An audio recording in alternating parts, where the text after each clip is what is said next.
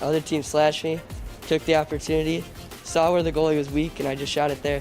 Solon, O'Connor, and Marsh back on defense, and Marsh gets a blowout. We got a breakaway, a 2-on-0, a shot, and a goal! So 3-3, the power play was officially over. Whatever your sports broadcast needs, check us out at sportsbroadcastsolutions.com. Check us out and become part of the digital world. Sports Broadcast Solutions is a broadcasting network for everyone. For those of you who would like to broadcast or live stream your event, or maybe make a highlight tape but would like a sponsor to fund the event, SBS has a myriad of ways to advertise your sponsor during our broadcasts. We have commercials. We have on-air reads by the announcers. Albatross Physical Therapy and Wellness specializes in pain-free. We have graphics, and we have watermarks. Finally, Sports Broadcast Solutions can create a commercial for you or your sponsor. Whatever your sports broadcast needs, we are at sportsbroadcastsolutions.com. Check us out and become part of the digital sporting world.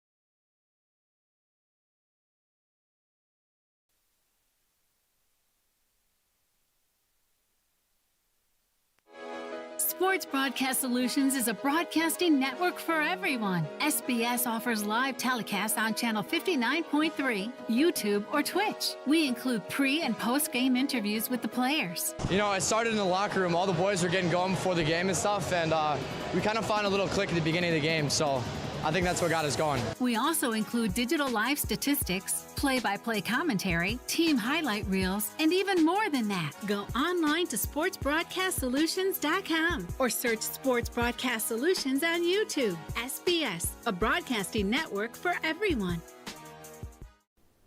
Sports Broadcast Solutions is a broadcasting network for everyone. At SBS, we offer a professional broadcasting experience for the non-professional athlete. Just like the pros, we offer everything for you. Play-by-play commentary. A no-hitter at Kane County Stadium. 15 strikeouts, 1 walk, 1 error, and that's it. Color commentary, highlight reels, recruiting videos, and much, much more. Unlike our competitors, we zoom in on the action and always have a live scoreboard with a live time code. If you're ready to have your next sporting event feel like CBS Sports, then make sure to call Sports Broadcast Solutions today. Our phone number is 330-957-7653, or you can go online to sportsbroadcastsolutions.com. SBS, a broadcasting network for everyone. Missing your child's sporting event just plain stinks. But you don't have to worry about that anymore, thanks to Sports Broadcast Solutions. SBS is a live broadcasting network, as well as covering your on-demand needs, recruiting videos, highlight reels, and much, much more. We can broadcast live to any website, and we also post as much on-demand content as you need. For more information about SBS, check out our website at sportsbroadcastsolutions.com. Sports Broadcast Solutions, a broadcasting network for everyone. Sports Broadcast Solutions is a broadcasting network for everyone. Let SBS broadcast your sporting event. We have experience and can generate excitement and permanent digital memories for your team. Tonight. That time, finally a goal for the Stampede! We have professional videographers using high-definition modern-day cameras, color analysts, and play-by-play announcers with state-of-the-art, classy graphical scoreboards to keep you updated. Plus, we have commercials to advertise your team, club, or sponsor, and us. Plus, we do pregame and postgame interviews. Hi, everybody, and welcome to the postgame show brought to you by Marion Central Catholic. My name's Kyle Smith. Well, my name doesn't matter. These young ladies matter. It's senior night as the Hurricanes win a battle down the stretch, 48-46. Hi, I'm Carrie Kramer. I swim 50 breast, 50 free, and 100 back. Whatever your sports broadcast needs, we are at sportsbroadcastsolutions.com. Check us out and become part of the digital sporting world. Sports Broadcast Solutions is a broadcasting network for everyone. Instead of spending hundreds or thousands with all these college recruiting sites, let us put together your college highlight reel. For just a fraction of your potential college scholarship and significantly less than these recruiting services, we got this. In addition, we put together highlight reels for teams, including high school, your club team, or travel team. My teammate gave me a great pass, and I just took it. The other team slashed me, took the opportunity, saw where the goalie was weak, and I just shot it there. Solon, O'Connor, and Marsh back on defense. And Marsh gets a blowout. We got a breakaway at 2-0. A shot, and it's a goal! So 3-3. The power play was officially over. Whatever your sports broadcast needs, check us out at sportsbroadcastsolutions.com. Check us out and become part of the digital world. Sports Broadcast Solutions is a broadcasting network for everyone. For those of you who would like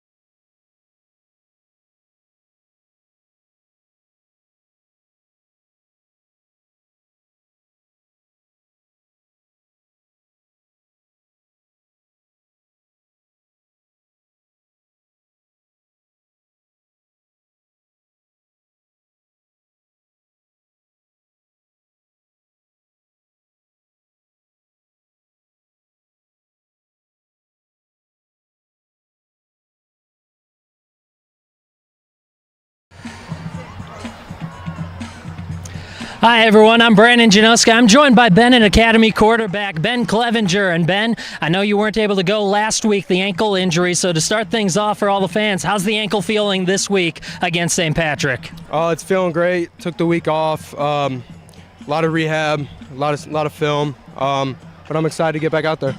It'll be great to have you back out there. And for the team as a whole, they're trying to bounce back after a tough loss, but against a good opponent in Mount Carmel last week. So how have the vibes been and the meetings been this week to try to bounce back from that loss? No, yeah, absolutely.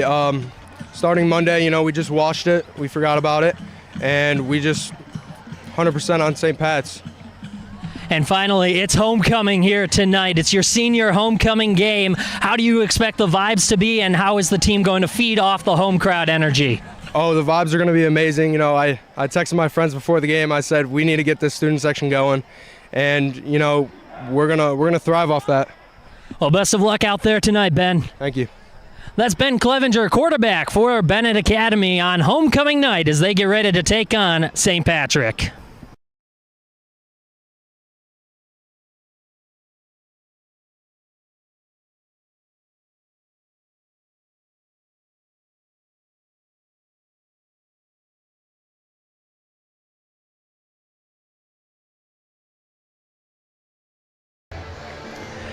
Good evening, everyone, and welcome into tonight's broadcast on Sports Broadcast Solutions, Benet Academy against St. Patrick. I'm Brandon Januska alongside my partner, Bob Vilsoe, as it is homecoming night here at Benedictine University Stadium. St. Patrick's Shamrocks will receive the ball as the home Benet Academy ready to kick this one off. There it goes, down deep, and able to return it is St. Patrick. Taking it over to the left side is Rocco Mertens, and he finds a hole through the sideline, left side toward midfield, and knocked out of bounds.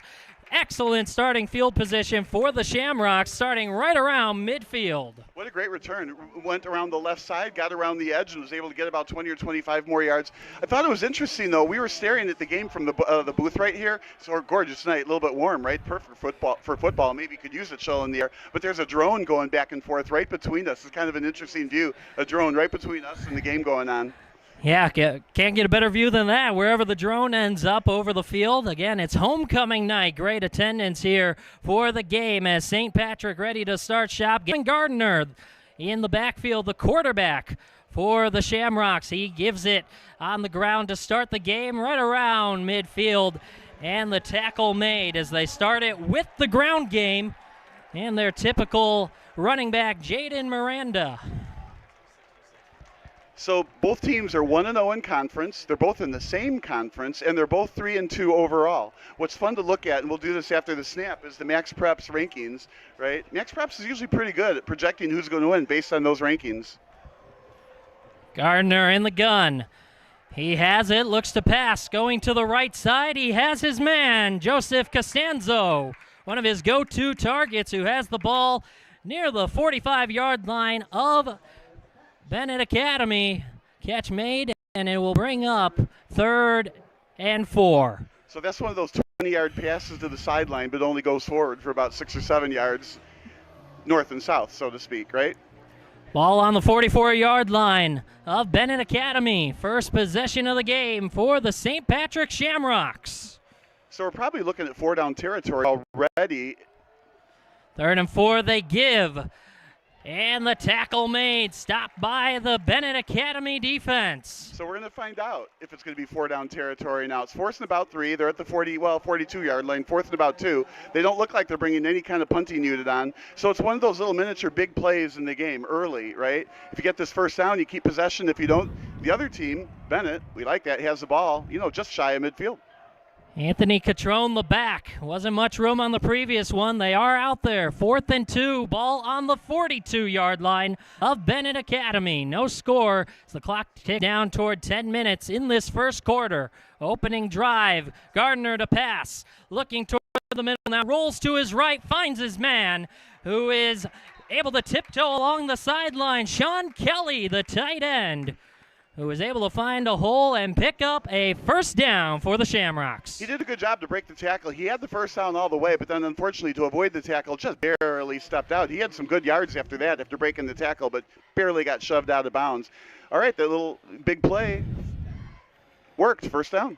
Gardner again alone in the gun. Now Catrone joins him, and they give it to Catrone. End around to the left side, trying to get the edge. Stiff arm attempt. Not much there. A gain of about 1 or 2. As he went all the way across the field, but more lateral than vertical. Yeah, just like that pass, it was more lateral than vertical. The defense here is pretty stout. They've got a 3-man front line, right? Yeah, it's very difficult to run on Benet. But then if they try to run on Benet, then obviously there's 8 defenders back there on either side, right, rather than just the 3 up the middle. So teams find it tough to run on Benet up the middle or wide. So we'll see what kind of diversified offense we'll get here. Gain of 1 on the play, 2nd and 9. Gardner throws, and it's a wobbler that ends up short, intended for Joseph Costanzo. 3rd down. Yeah, sometimes those short passes that hit the dirt before it hits the receiver is probably good. That was thrown behind him. If it had any height to it, look out. That could go back the other way, and there was a lot of different colored green stripes going back the other direction. An interception would definitely get this homecoming crowd into it for Benet Academy. No score. 9:17 on the clock. 3rd and 9. Gardner from the gun has a quick throw out to the left side. He has his man Jimmy Haast, who brings it forward short of the first down as he's pushed out of bounds. See, I think they know they're in 4-down territory because they didn't try to pick it up on one pass. If they don't make it, then punt, right? So they got half of it back on the wide receiver screen, right? And then they're hoping to get the other half here. Stop made at the 27-yard line.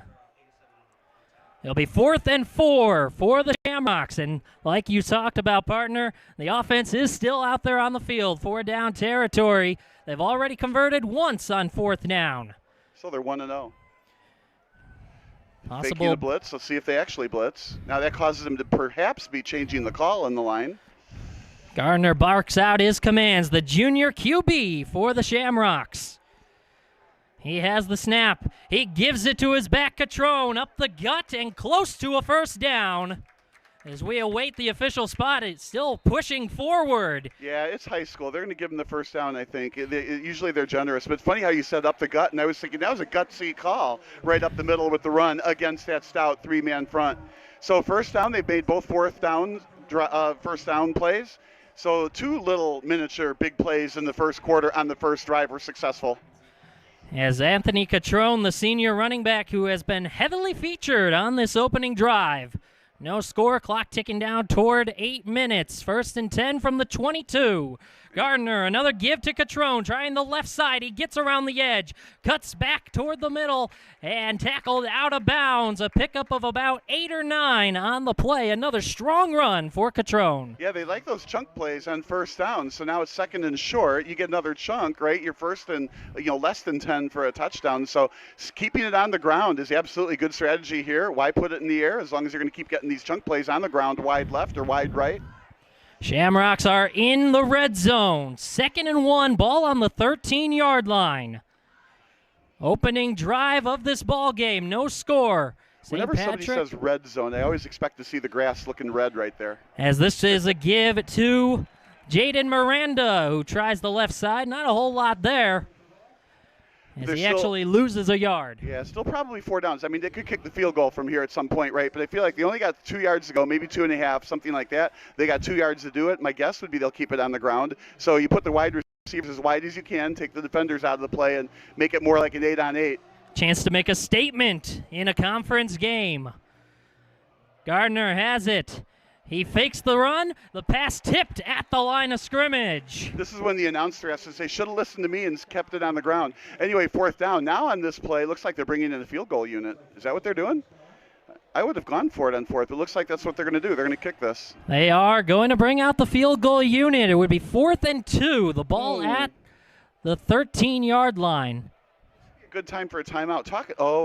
This would be a good time for a timeout. Talk it over. I'd like to see him go for it. I know you don't want to come up empty on a drive, but in games like this, 7 points versus 3 is a huge difference. Now the ball at the 14-yard line as the official put it back 1 more yard. So 4th and 2, ball at the 14. Now, I think they knew that if they didn't get the first down, they knew that they were going to kick. I like this timeout. Think it over and go for it. But I think they knew they were going to kick it if they didn't make it, and so that's why they went for it in the air to get the first down. If they knew that it was a 2-down or a 4-down territory kind of thing, they would have ran on 3rd down and then ran on 4th down also, I think. But of course, with the Citrone doing as well as he's been doing, why do anything other than that pass? Yeah, you would think Catrone, with how he's been running the ball, could probably pick up the 2 yards, but it is a risky call when you have a chance to get some points on the opening drive. 7:19 in the first quarter. It's 4th and 2, ball on the 14-yard line. Coming back from the timeout, Shamrocks and Red Wings. Shamrocks starting with the ball. This is the opening drive. I always think it's funny when somebody says it's a big running back. Catrone is, 6'0" and 195 pounds. Now, probably all muscle, because my 250 pounds are absolutely a two-way player listed as both a back and a linebacker. As the offense is out on the field, but we have whistles before the snap. I don't see laundry. There it is. And late flag, and now 3 different flags being thrown down. Copycat. I like these copycat referees, right? So 1 flag goes. Well, let me send mine out here too. Want to get in on the action. So it's probably a foul on the offense, a little procedure, bad formation, something like that. But they seem to be facing the other way as if it's going to be a first down. We didn't get a preliminary signal. That would be a big call if it's against Benet Academy. And it is automatic first down on a 4th and 2 play. Unfortunately, we'd love to tell you why, but we don't know. We didn't see a signal. But first down at about the 9 now. So now Gardner with a fresh set of downs. Get to Catrone, who goes to his left and gets a little bit of space. Pickup of about 2. So tough going in this red zone on top of the green grass. The green turf with little rubber pellets that fly when you get tackled.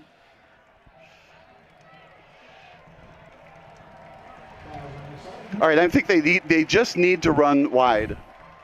Stop going up the middle. You know, it looks like it's not a stout defense, a 3-down lineman, but the reality is it's very tough. Now, right, they got a 4th one in there, a linebacker on the side, on the edge.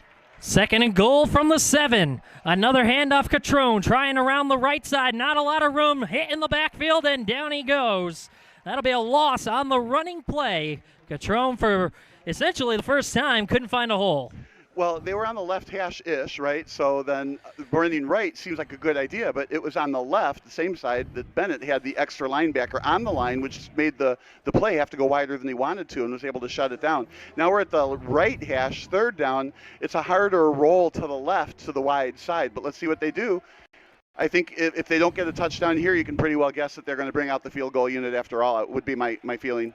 Loss of 4 on the play. 3rd and goal from the 11. Gardner to pass, looking right side. He fires that way, has his man Costanzo, who's knocked out of bounds at about the 5-yard line. That's where they'll spot it, at the 5, 4th and goal. Yeah, decision point here. You're at the 5, so you can go 5 yards, get a touchdown, get 7 points, or you can kick your field goal and get 3 points. In high school, either one's a guarantee, but this is just like an extra point, so you got to figure it's, you know, almost in the bag, 3 points. So, you know, your first drive, you ate up a lot of time. You said you could move, you proved you can move the ball, especially on the ground. You get 3 points. Not so bad for a first drive. And it is Costanzo who just made that catch. He also serves as the kicker. He's out there to try to put 3 points on the board. Opening drive that took up over 6.5 minutes. Clock still ticking. Now the kick from Costanzo's blocked. It comes up short, blocked on the line, and it's still a scoreless game. 5:20 left in the first. Yeah, those kicks are anything but guaranteed, and that's what we saw here. You know, the Bears won by a blocked kick. Right now, those 3 points are going to haunt them later as the game goes on. St. Patrick needed those 3 points. So it'll be Benet Academy to take over after the blocked field goal. 5:20 left in the first quarter. No score. This is IHSA football on Sports Broadcast Solutions.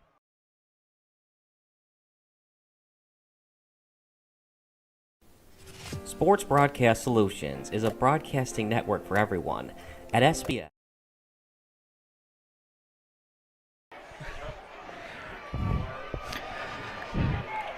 And we're back. Benet Academy starting their first drive, and it's Ben Clevenger who is back in action tonight. He missed the game last week against Mount Carmel with a bad ankle, an ankle injury that kept him out, but he is back, and we talked to him before the game. He said he's feeling good and ready to go. He slings it out to the right side for the first play, pick up a 3, ball on the 23 for Benet Academy. Yeah, Diomede was the quarterback last week, and we were kind of joking, welcome to the NFL, you're playing Mount Carmel. The sophomore who was making his first varsity start last week as Clevenger looking deep to the left side. He has a man, diving attempt, Thomas White. Or rather, that's Luke Doyle, his go-to target. Doyle nearly came up with a diving play, just couldn't grab it, and it's incomplete, 3rd down. Clevenger showing off the strong arm. Again, we were watching warm-ups last week. Now, he had a sore ankle, right? But he was still warming up in his street clothes, in the jeans. It was kind of fun to watch if you didn't know who the quarterbacks were. Diomede was throwing the patterns, but Clevenger was throwing the patterns at the same time on the other side, as a lot of coaching staffs like to do and compare the two quarterbacks. And you can tell he's got a strong arm, and it was on full display on that play. I'm a little surprised Luke Doyle didn't catch up to that. It looked like he had to dive after it, which tells me he misjudged it. There's no wind, right? But he must have misjudged it or saw the ball late or something, because he's, you know, fantastic receiver. Doyle, one of the go-to targets, the senior wide receiver for the senior Clevenger, who's looking to pass, goes to the left side again. This time it's Luca Diomede who breaks one tackle and breaks across the 30 for a Benet Academy first down. Yeah, it broke a tackle and got the first down. If he didn't break that tackle, it would not be a first down, but it would have still been about an 8 or a 9 yard gain. But here we go, moving the chains in the 0-0 game. Obviously, any kind of score here gets the lead. So we talked about Cristiano Diomede, who was the quarterback, sophomore quarterback, making his first start last week. That was Luca Diomede, the wide receiver, who made the grab for the first down. Now a handoff on the end around. It's bobbled and dropped by Doyle in the backfield. A pile up on the football as the ball came loose, and the Shamrocks end up on top of it. Turnovers are the name of the game sometimes. So now St. Patrick is 1-0 on the turnovers. Hopefully they can make up from their perspective for that missed field goal. But you said bobbled. You know, it's funny how you said that. I think you assumed that he's going to cover it when you say bobbled. It was clearly, you know, one of those loud fumbles, and that's just diction, right? But so St. Patrick with the ball deep in Benet Academy's field. The ball on the 32-yard line of Benet Academy. So the second time St. Patrick has good field position. Their first drive started near midfield. They brought it all the way down to the 5 before the blocked field goal. Now starting at the 32. Scoreless game, 3:56 left in the first quarter. And now Gavin Gardner and company back to work for St. Patrick. Man in motion. Gardner to throw, left side. Matter right side going up and making the catch near the end zone. Down at the 1 is Costanzo. Boy, I'd love to replay that. It looked to me like it was a touchdown, but they're going to call it down at about the half-a-foot line. I love that, to go for the jugular right after the turnover. A lot of the pro teams like to do that. It's rare now when you see a turnover in the any league and somebody just runs it up the middle for 2 or 3 yards. Here, they went for the long pass. It's completed at the half-yard line. And the ball now first and goal from the 1. Under center is Gardner. Fullback in action along with the back, Catrone. But we have a timeout beforehand by St. Patrick. Ball will be at the 1-yard line. 3:35 remaining in the first. No score. This is IHSA Football on Sports Broadcast Solutions.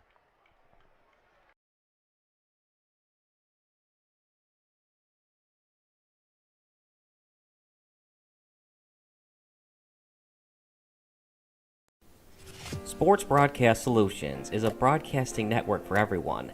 At SBS, we offer a professional broadcasting experience for the non-professional athlete. Just like the pros, we offer everything for you. Play-by-play commentary. A no-hitter at Kane County Stadium.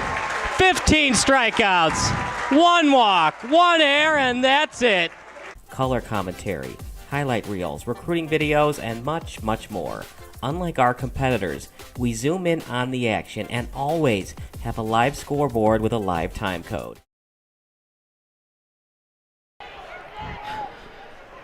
It's first and goal from the 1-yard line. St. Patrick threatening. Second offensive drive they give to Catrone, who rumbles into the end zone. Touchdown, Shamrocks.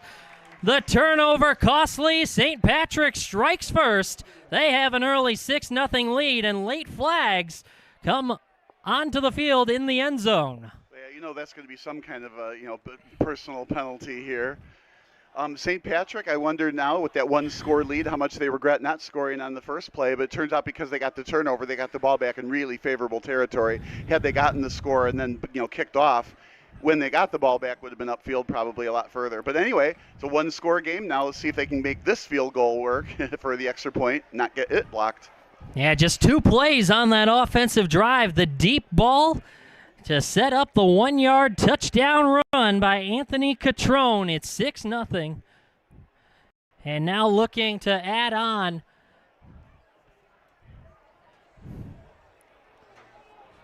As we await the call, there was a penalty, and now we're set to get this extra point attempt. Joseph Costanzo ready to try and put it through. And the kick is up. And this one is true. 7-0. St. Patrick takes the early lead, and now we have a field report from Sylvester Brady. Take it away. Hey, how we doing? We're looking at that first drive there for St. Patrick's. They were very aggressive on those 4th downs, going 3 for 3 on those 4th downs. On that first 4th down in the red zone, they were going to kick, but a little bit of miscommunication on the sideline caused that timeout to be called. Then that's when they sent the offense back out on the field. So a little bit of miscommunication led for them, and then getting that penalty and allowed them to keep going on that drive. Ended up getting the field goal block, but keeping going on that drive. And then, we talked about Clevenger in the pregame. How is he going to look with that ankle? The drive kind of ended a little bit early, but he took a big hit there on that 2nd down on that deep ball. He looked to be okay, got up fine, little bit of a limp, but he looked okay. Yeah, so it's interesting always to see how things work out after a miscommunication that ends up leading to a Shamrocks touchdown. And thank you again, Sylvester Brady, our field reporter here tonight, for that update. It's 7-0 St. Patrick in front early. 3:31 left in the first quarter here on homecoming night for Benet Academy, who are back and awaiting the ball, ready to send it back deep.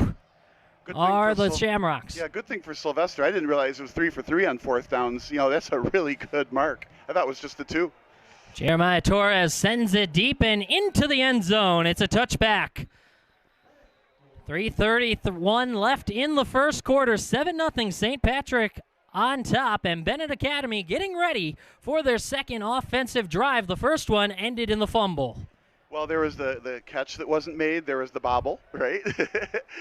and, you know, really they had that one completion for 1 first down. That's all the offense we've seen. So they really haven't had the ball for a whole lot. They're only down by a score. Even though it's late in the first quarter, it's still early in the game, so they've got plenty of time. But they do need to get a rhythm, and they do need to be worried about the Clevenger's ankle if he can't push off it and can't throw downfield or something like that. I mean, Doyle was wide open deep.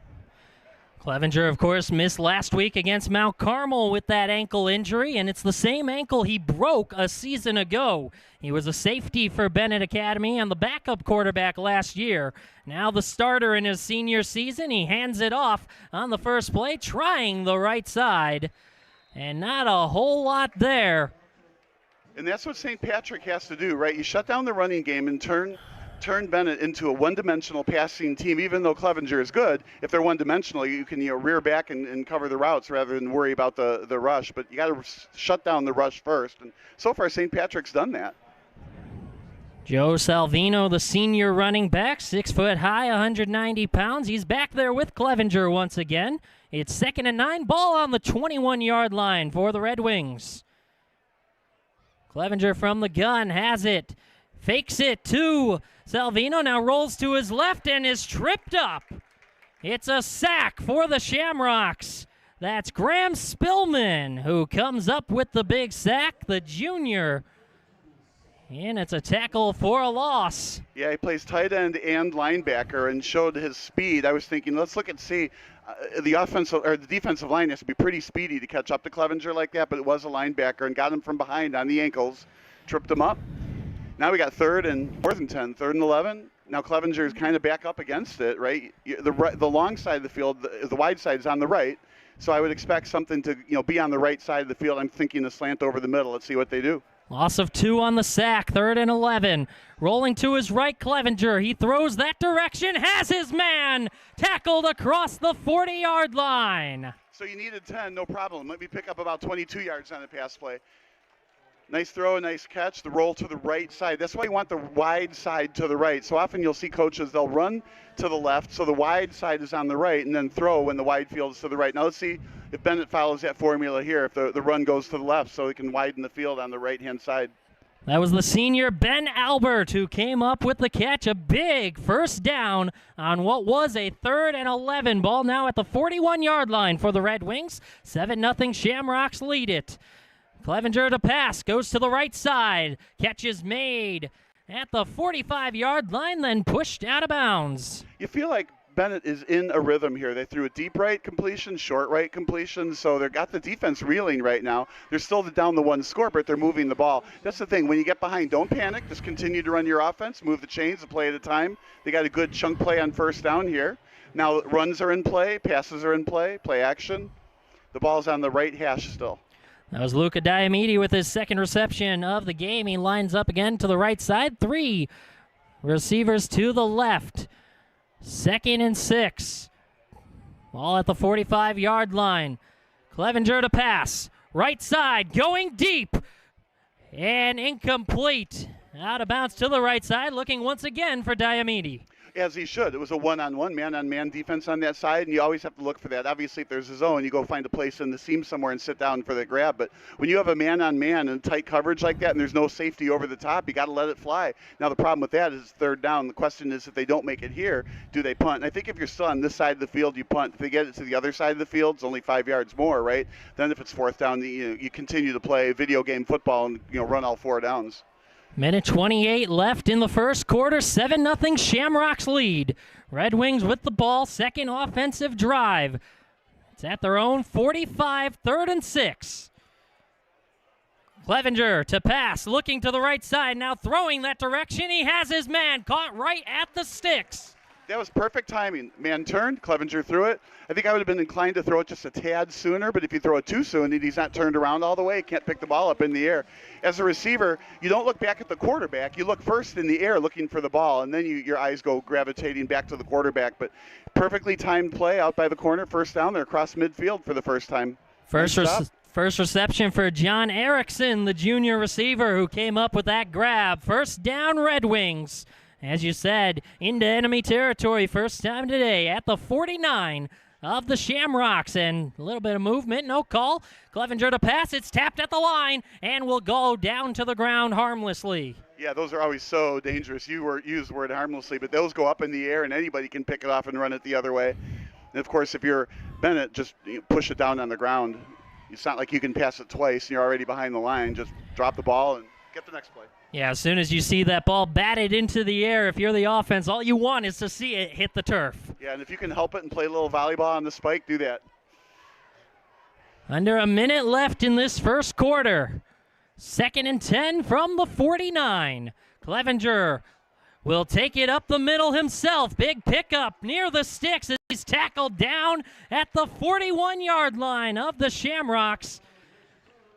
And it'll bring up a 3rd and short. I have to be careful with this, but I was kind of refreshed. Even though he's got a tough ankle there, he ran forward. It wasn't a slide after about 5 yards. He was going for the first down. See if he can juke a defender, get around him, get the first down. So give Clevenger credit for competing.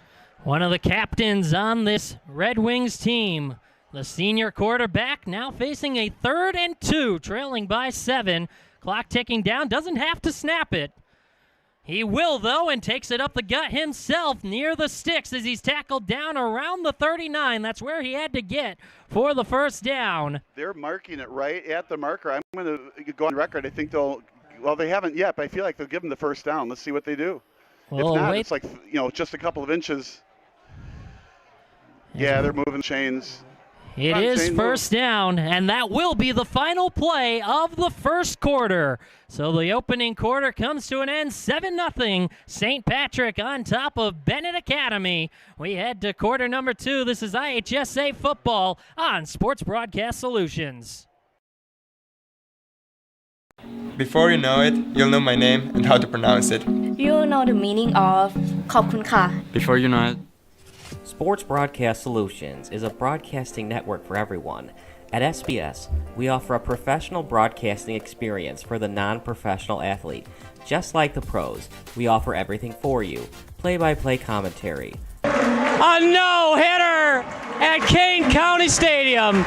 15 strikeouts, 1 walk, 1 error, and that's it. Color commentary, highlight reels, recruiting videos, and much, much more. Unlike our competitors, we zoom in on the action and always have a live scoreboard with a live time code. If you're ready to have your next sporting event feel like CBS Sports, then make sure to call Sports Broadcast Solutions today. Our phone number is 330-957-7653, or you can go online to Sports Broadcast Solutions. Start of the second quarter, 7-0 St. Patrick, and Clevenger to pass. He's wrapped up and thrown down to the ground, but a flag comes in. Here's the big number 95, Jacob White, who got to the quarterback Clevenger, but we await the call on the flag, and it's a face mask on the tackle, 15 yards tacked on, and an automatic first down for the Red Wings. Yeah, talk about getting roughed up then. So not only grabbed a face mask, but threw him down almost like Jim McMahon years ago, right? So a ragdoll wrecks his shoulder on the ground here. But anyway, first down, personal foul, moves the ball all the way from the 35 to about the 24 then? So no matter how you do it, the Red Wings can't get across to the enemy side to the left. They're coming back to the right. That's right, partner, and of the Jim McMahon reference there, of course, quarterback of the 85 Bears, 40-year anniversary for that 85 team. Lone Super Bowl champion Bears team here at Benedictine University. Brandon Januska along with Bill Vilsoe 7-0 Shamrocks in front. Red Wings threatening. Some motion on the offense. Now everyone's set. And it's Doyle coming across the backfield. They fake it to him. Now Clevenger takes it himself through the right side, has a hole, and is across, breaking tackles, and now finally pushed down inside the 5-yard line, knocked out of bounds. A great gutsy run from the quarterback, Ben Clevenger. Boy, we sure got a good game brewing here. Anytime you fake it to Doyle, he's a danger to take it to the house, right? So the defense went with him, and Clevenger with the fragile ankle goes right up the middle and sheds about 100 tacklers as he got pushed down finally at about the 2 or maybe the 1 yard line. What a great play call and a great run. They will spot it at the 1. First and goal for Benet Academy. Now, if I'm Bennett, I smash this in on the ground, smash mouth football. You know, maybe off tackle, maybe not right over the guard or the center or something, but 4 runs, get that thing closer. You know, Clevenger. Put the receivers out wide, take out a couple of plays, and run up the gut somewhere. Clevenger has Joe Salvino, the running back, to his right, and he gives it to him. Salvino is up and in. Touchdown, Benet Academy. So we're just a block kick away from a tie game.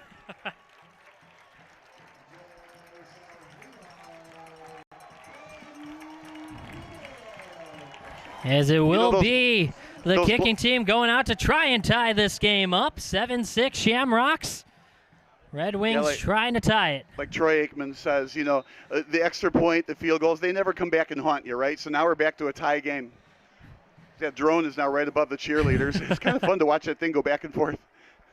Michael Conway, the kicker, trying to knot it up at 7 apiece. 11:18 left in the second quarter. The hold for Luca Diamiti gets it down. The kick is up and good. 7-all here on homecoming night for Benet Academy. The Red Wings and Shamrocks. 11:18 left in the second. 7-all. This is IHSA football on Sports Broadcast Solutions.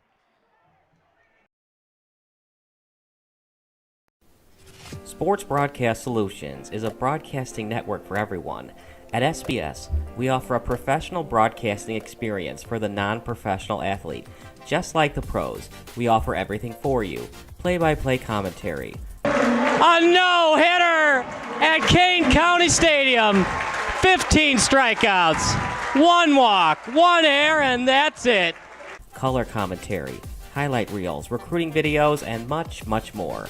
Unlike our competitors, we zoom in on the action and always have a live scoreboard with a live time code.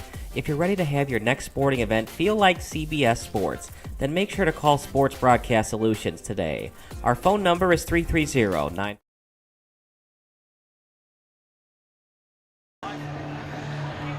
Tie game 7-7. Shamrocks and Red Wings after the touchdown run by Joe Salvino to knot it up. Each team with a rushing touchdown. 7 apiece. 11:18 left in the second quarter. And now Michael Conway ready to send it deep with Rocco Mertens and Jaden Miranda back to receive for the Shamrocks. The kick is up and to the right side. It'll be Mertens who comes down with it around the 5-yard line, trying that right side across the 20 with room. Tiptoeing the sideline, he steps out of bounds. See where they spot it. He got across the 30 and is marked out at the 34, maybe the 35-yard line. That was like a highlight hurdle. Those of you who know me on the broadcast, I always like to take the score at the end of the first quarter, so 7-0, and then multiply it by 4. So the final score should be 28-0. Well, nothing doing, right? So Bennett went the other way, scored a touchdown, and you know, obviously it can't be 28-0. We do have a tie game. That was a good kick return, but boy, was that fun to watch him hurdle the defender and gain some more yards. Too bad he got out of bounds there. That was a nice return. That was the sophomore Rocco Mertens with the return. Sets up his team in good field position at the 35-yard line. Shamrocks on their own end. Now Gardner hands it off. Taking the right side is Miranda, and he has no hole. Tackled for a loss on the play. A big loss right around the 30. A loss of 5 on first down. And that's like a dream for Bennett, right? You want to knock him back, make it so it's a long 15 yards in this case to get a first down. So probably puts the ball in the air. You have to worry less about a run. Something bad can happen on the pass, interception, sack. It's hard to make that first down. So that's what Bennett wants to do. You stop this drive, you get the football back, and even though you don't have the lead yet. You have the football, so you feel like you're in the lead. These are two teams trying to bounce back from tough losses. Mount Carmel took out Benet Academy 48-0 last week. It was 56-14. Brother Rice over the Shamrocks as Gardner fires across the middle. Incomplete. He was looking for Dermont Hennessy, but the ball hits the ground. It's third down. I actually thought he caught it. You had good eyes on that one. That was a perfectly thrown ball. There was a lot of defenders around that. That's one of those, NFL open type throws. You got to dive and catch it at the same time. Didn't happen though. So now 3rd and 15. What are they going to do? If it were me, I would air it out, look for the man-to-man coverage on the top or the bottom, and hope that the safety, look off the safety one way and throw the other. Ball at the 30. Gardner to pass. Right side, incomplete. He was looking for Miranda. And it's a quick 3 and out for the Shamrocks as they'll bring on the punt team, 4th and 15 at their own end. Yeah, it was good defense, caused the check down on the pass. It wouldn't have been a first down even if it was completed, but the long passes, they just weren't available. Smartly didn't throw it up for an interception. Obviously your little clock expires in your head. You got to get rid of the ball quickly before you get sacked. So here, is the first punt of the game? It sure is. First punt of the game. It comes in the second quarter. With 10:18 left on the clock, 7-all. The Shamrocks ready to punt it back to the always dangerous Luke Doyle, the return man for the Red Wings. As the kick goes deep toward Doyle, he's ready and will let it bounce by him. Yeah, and the key word there would be wisely let it bounce by him. Boy, I tell you, that snap, it looked like it took forever to get to the punter. You feel like the rusher, if he can get around the end, gets there faster than the snap did. But it was a good kick, took it a good roll, and so St. Patrick didn't do too badly other than they don't have the ball anymore. Now let's see if Benet can move it, 70 yards down the field the other way, 75 yards. They'll be starting, at their own 25-yard line after the punt. But they have to feel pretty good about this. The field goal that didn't go, right? They were down 7-0, could have been 10 or maybe even 14 if they went for it at the 5-yard line. They're tied rather than down 2 scores.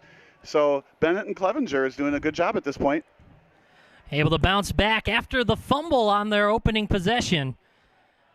Now with the ball for the third time, a couple of men in motion moving to the left side. Now Clevenger takes the snap, fakes the handoff, rolls to his right. He fires across the middle, has Doyle, who has the catch, and Benet Academy first down across the 40, down at the 43-yard line. Yeah, what a great deep crossing pattern to Doyle. It's never a mistake to throw it that way, and Doyle was covered on single coverage. So a perfect throw, perfect catch. That's Clevenger trusting the single coverage. Whenever Doyle has just one man on him, he'll typically be able to come down with the football, and he did right there. First down, Red Wings. As they get the call from the sideline, now set up shop. From their own 43, tie game 7 apiece. Clock ticking down toward 9.5 in the half. And a handoff on this one. Salvino takes it up the middle. Short gain right there. It'll be a pickup of 3. Second effort, maybe give him 4 on the play. So a better pickup than I initially thought. He brings it to the 47. Well, and that's what you do when you're running back. You're right, you fall forward on that first contact. You're what, 6 feet tall? That's 2 yards if you fall forward every time, right? And you only got to fall forward, 5 times to get a first down. There you go. That's about what he did there. He looked like a pickup of maybe 2. He falls forward, gets 4 on the play. It's 2nd and 6. From the near hash. A lot of motion. Now coming set. And Doyle in motion on the snap. Clevenger to pass, fakes right, now rolls left, has a man in his backfield, shakes off one tackle, he'll take it around the right side, across midfield, still on his feet, across the 30, 25-20, breaking tackles left and right. Clevenger, the senior quarterback, brings it down to the 16-yard line. Boy, I'm going to say it. What a great runner. And how many broken tackles has he broken today? If you do some kind of a statistic on how many yards he gets after the first contact or how many yards he gets after every contact, I mean, he'd be racking up more yards that way than passing. He certainly is. He told us before the game his ankle felt good. Bob, I believe him. Yeah, his ankle is feeling good. Well, of course, he's having a great game today because we spoke to him first. Of course, that's what it is, that pregame interview. And now we have a whistle and a timeout called by the defense of St. Patrick. It's a 7 ball game, 8:15 left in the second quarter. Ball on the 16-yard line of the Shamrocks. Red Wings in motion. This is IHSA football on Sports Broadcast Solutions.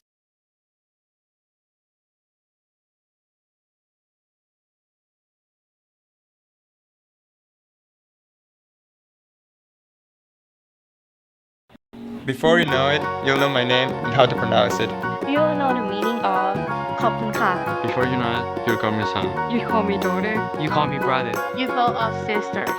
Your family will make a difference in how America is perceived and what America stands for. And we invite you to welcome and exchange student like community to your home and your family. For over 70 years, AFS USA has brought exchange students from around the world to study in the U.S. and live with an American family for a school year, semester, or 6 to 12 weeks. Before you know it, you'll be a proud AFS host family. Visit afsusa.org.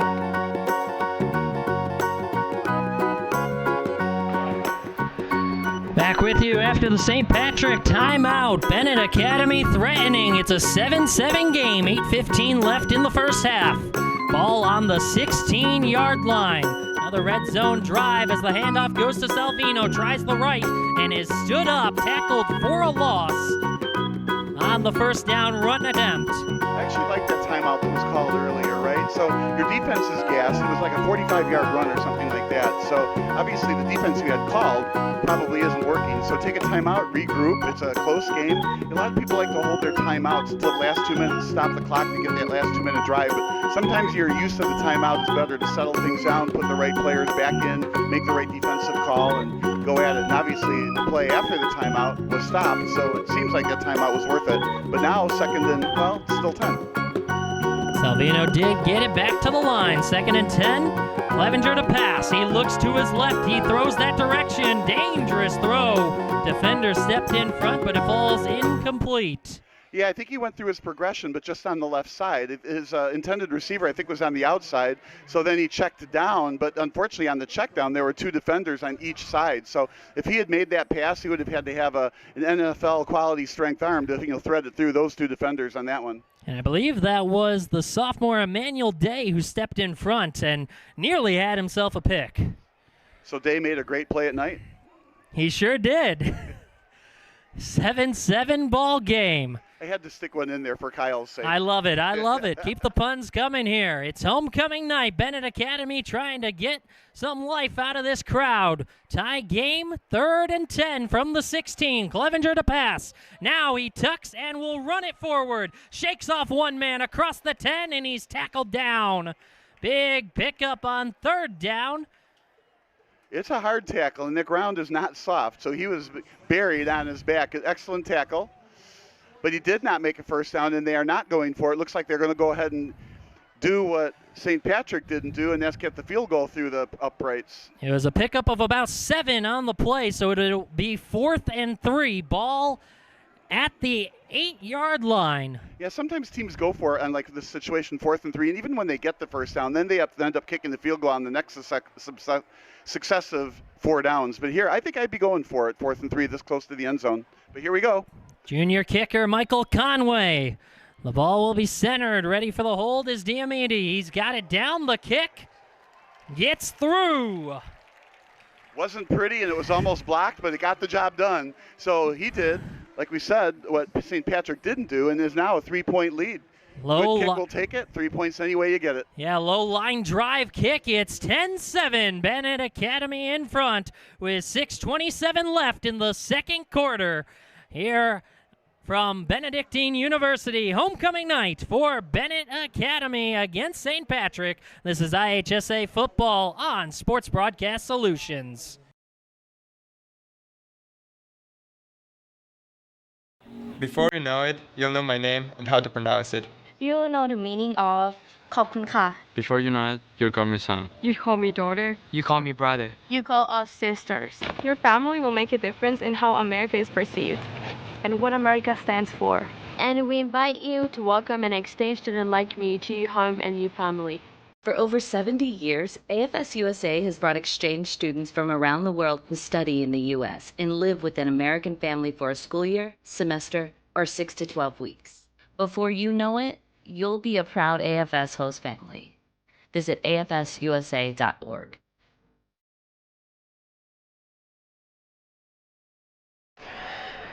"10-7, Benet Academy in front, ready to kick this ball away after the touchdown. Michael Conway to send it deep. As he runs up and puts his foot through it. It's a short one to the near side. It's caught by the short man at the 25, brings it over near the 30. What I feel like is a lost art on those short kicks. Remember in the old days, they would get that short kick and some linebacker would grab it, then they would lateral it back to the speedy halfback, and we never see that anymore. That would have been interesting. Anyway, pretty good field position on that, the 29-yard line? So I think if you're Benet, I would like to kick it off deeper and cover it, maybe so they can get the ball more like the 20, maybe the 15. We saw a good return on the previous kickoff by Rocco Mertens. That one, again, was to the shorter man, Graham Spillman, tight end and linebacker, who brought it up to the 29. That's where the Shamrocks start. It's a handoff to start this drive out across the 30 and near the 35-yard line. On the run. And that, again, was Anthony Catrone. He's been the featured back here today, the senior running back for the Shamrocks. They give it to him. No, a fake to him, then the throw knocked away. That was a nice read by Benet. Went in late blitz, right? Caused them to have to get the ball out early. They had a man-on-man on the left side, deep slant down the middle. But again, to have caught it would have been a diving catch. The RPO play, 10-7. Shamrocks led 7-0 in this game. Last 10 points have gone the way of the Red Wings. Yeah, 10 unanswered points. Wide side to the right. Hands it off again. Going to the left side is Catrone, and the ball's knocked away. Recovered by Benet Academy. That's Luke Crowder, who ended up with the football, and a big turnover gives the Red Wings back possession. Another big bobble there, right? Turnover. So turnovers playing a big part in this game now. They get the ball on their side, on the other side of the field. Short field to go, about 43 yards to go. Really good timing. We saw Benet Academy turn the ball over. That led to the St. Patrick touchdown. Last 10 points have gone to the Red Wings. They'll try to add on more after that turnover. Ben Clevenger, big welcome back to the lineup after missing last week against Mount Carmel. He's had a big game, including on the ground for the senior QB. Let's see if he goes deep after the fumble. Doyle in motion. He gives to Doyle, who gives it away to Crowder, who's looking to pass, goes downfield, and it's incomplete. Through the hands. Yeah, unfortunately underthrown. The player that threw it was left-handed, right? So it just had a little bit deeper. It would have been an easy touchdown, but you're throwing on the run. You're not used to throwing it a lot, so it was underthrown. It wasn't picked off, but boy, there was a man open. What a great run call. Remember earlier that was the fake to Doyle and then ran up the middle? Here, passed it, handed it off to Doyle, and then the pitch. Yeah, going with the reverse and then passing it deep downfield. Their type of version of a Philly special, but it comes up incomplete. And you got to say St. Patrick did a great job of covering it. Even though the ball, had it been thrown deeper, it would have been a touchdown. At least he was covered. Now Clevenger looks to pass. He throws in through traffic. Doyle comes up with it and makes the grab for a gain of about 6. Clevenger does have a strong arm and threaded that needle to his best receiver. So 3rd and a couple now. So I'm going to guess they're going to keep it on the ground again, back to 4th down territory. Benet with the creative offense here. Yeah, so what that play did, though, now it's going to force St. Patrick to stay in their lanes on defense, which will open up some more running holes. Make it a gain of 8 on the play. 3rd and 2 coming up. Ball at the 35-yard line of the Shamrocks. I want to say they're going to keep the ball on the ground, but at this point, there's no running backs. There we go. And now Salvino does join the backfield along with Ben Clevenger, the QB, who tonight has been a running back of sorts himself. Doyle in motion. Ball was low, and it'll be Clevenger to take it himself, twisting and turning. He's down near the sticks, and that'll be it's a first down. A first down. They move the chains. That low snap reminded me of that Detroit special where the quarterback bends over for the ball, right? And then the defense is like, where'd the ball go? And all of a sudden they give up on the play. But Nothing doing. St. Patrick does stay in their lanes and does follow their receivers. So they do a very disciplined defense there in St. Patrick. They should. They're a strong team every year. Both of these teams, again, trying to bounce back. Tough losses, both 1-0 in conference play.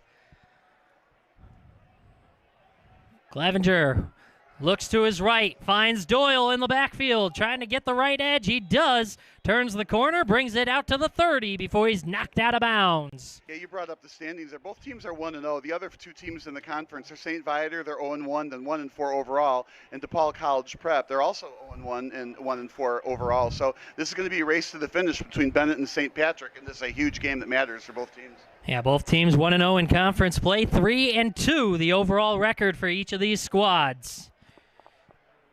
So we have a 2nd and 6 coming up for the Benet Academy Red Wings, who lead it 10-7. Clevenger hands it off to Salvino, who's met immediately at the line of scrimmage and then brought backwards.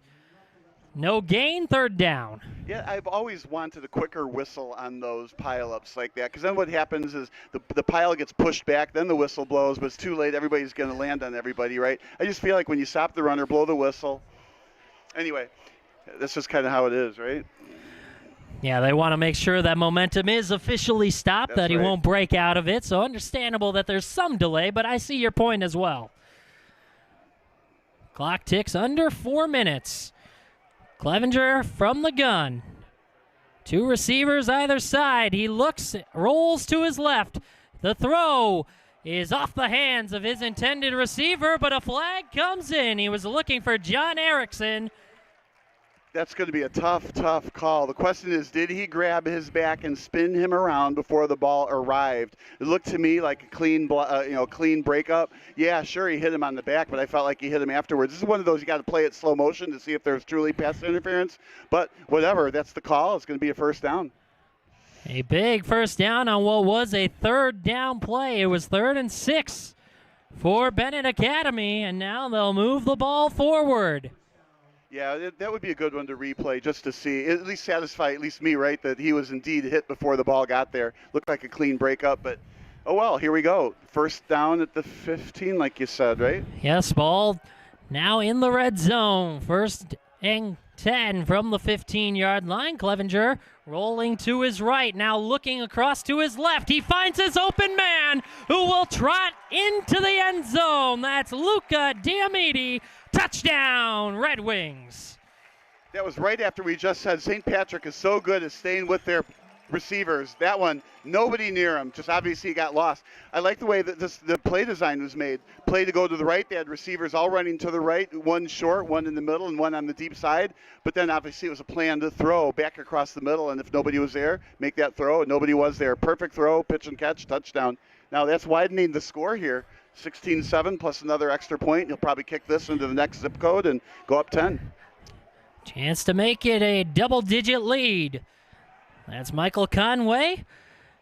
Diamiti, who just caught that touchdown, gets the hold down, and the kick is through. 17-7, Benet Academy in front of St. Patrick with 3:37 left in the 1st half. This is IHSA football on Sports Broadcast Solutions.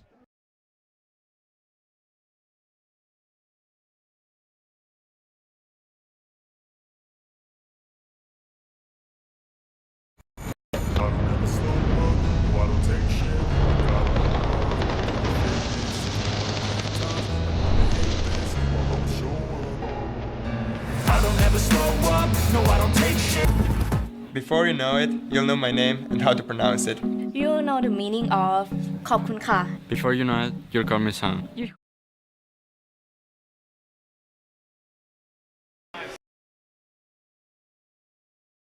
Minutes left in the 1st half, and it's a 10-point Benet Academy lead on their homecoming night.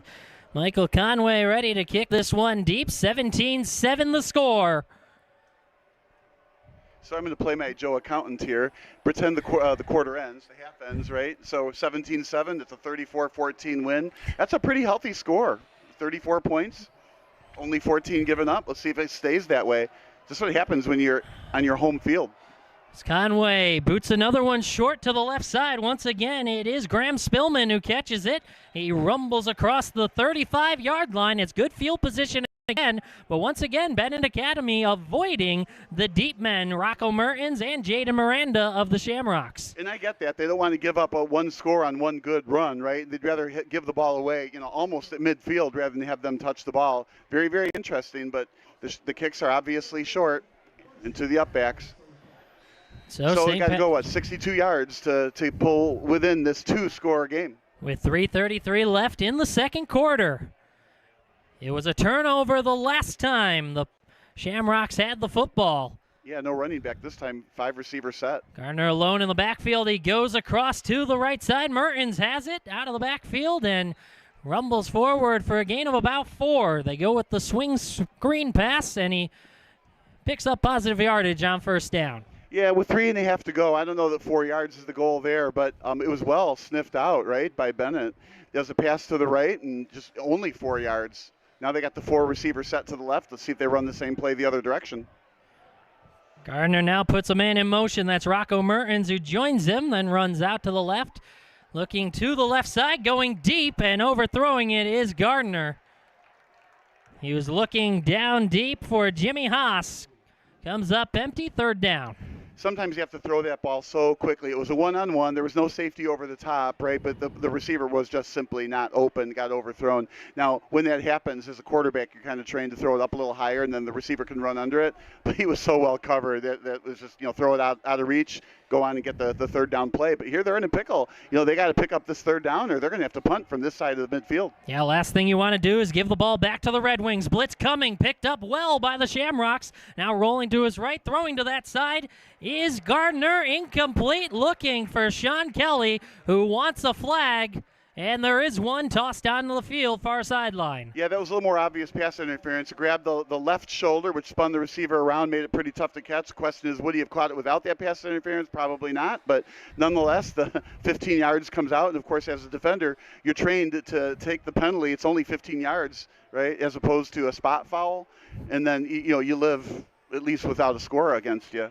Yeah. So it's probably, in a lot of people's minds, a good penalty to take, even though it gives up 15 yards and a first down. But if that didn't happen, a punt was coming. So that penalty is worth a turnover. Yeah, you get that stop. You give the ball back to this Red Wings offense who lead by 10.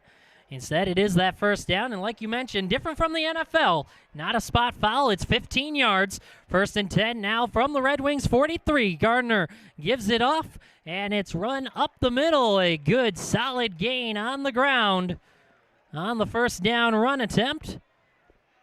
Well, and the fact that they're still running continues to keep Bennett's defense honest. So it's a good, good chunk yard on first down. They have plenty of time here. A bunch of timeouts.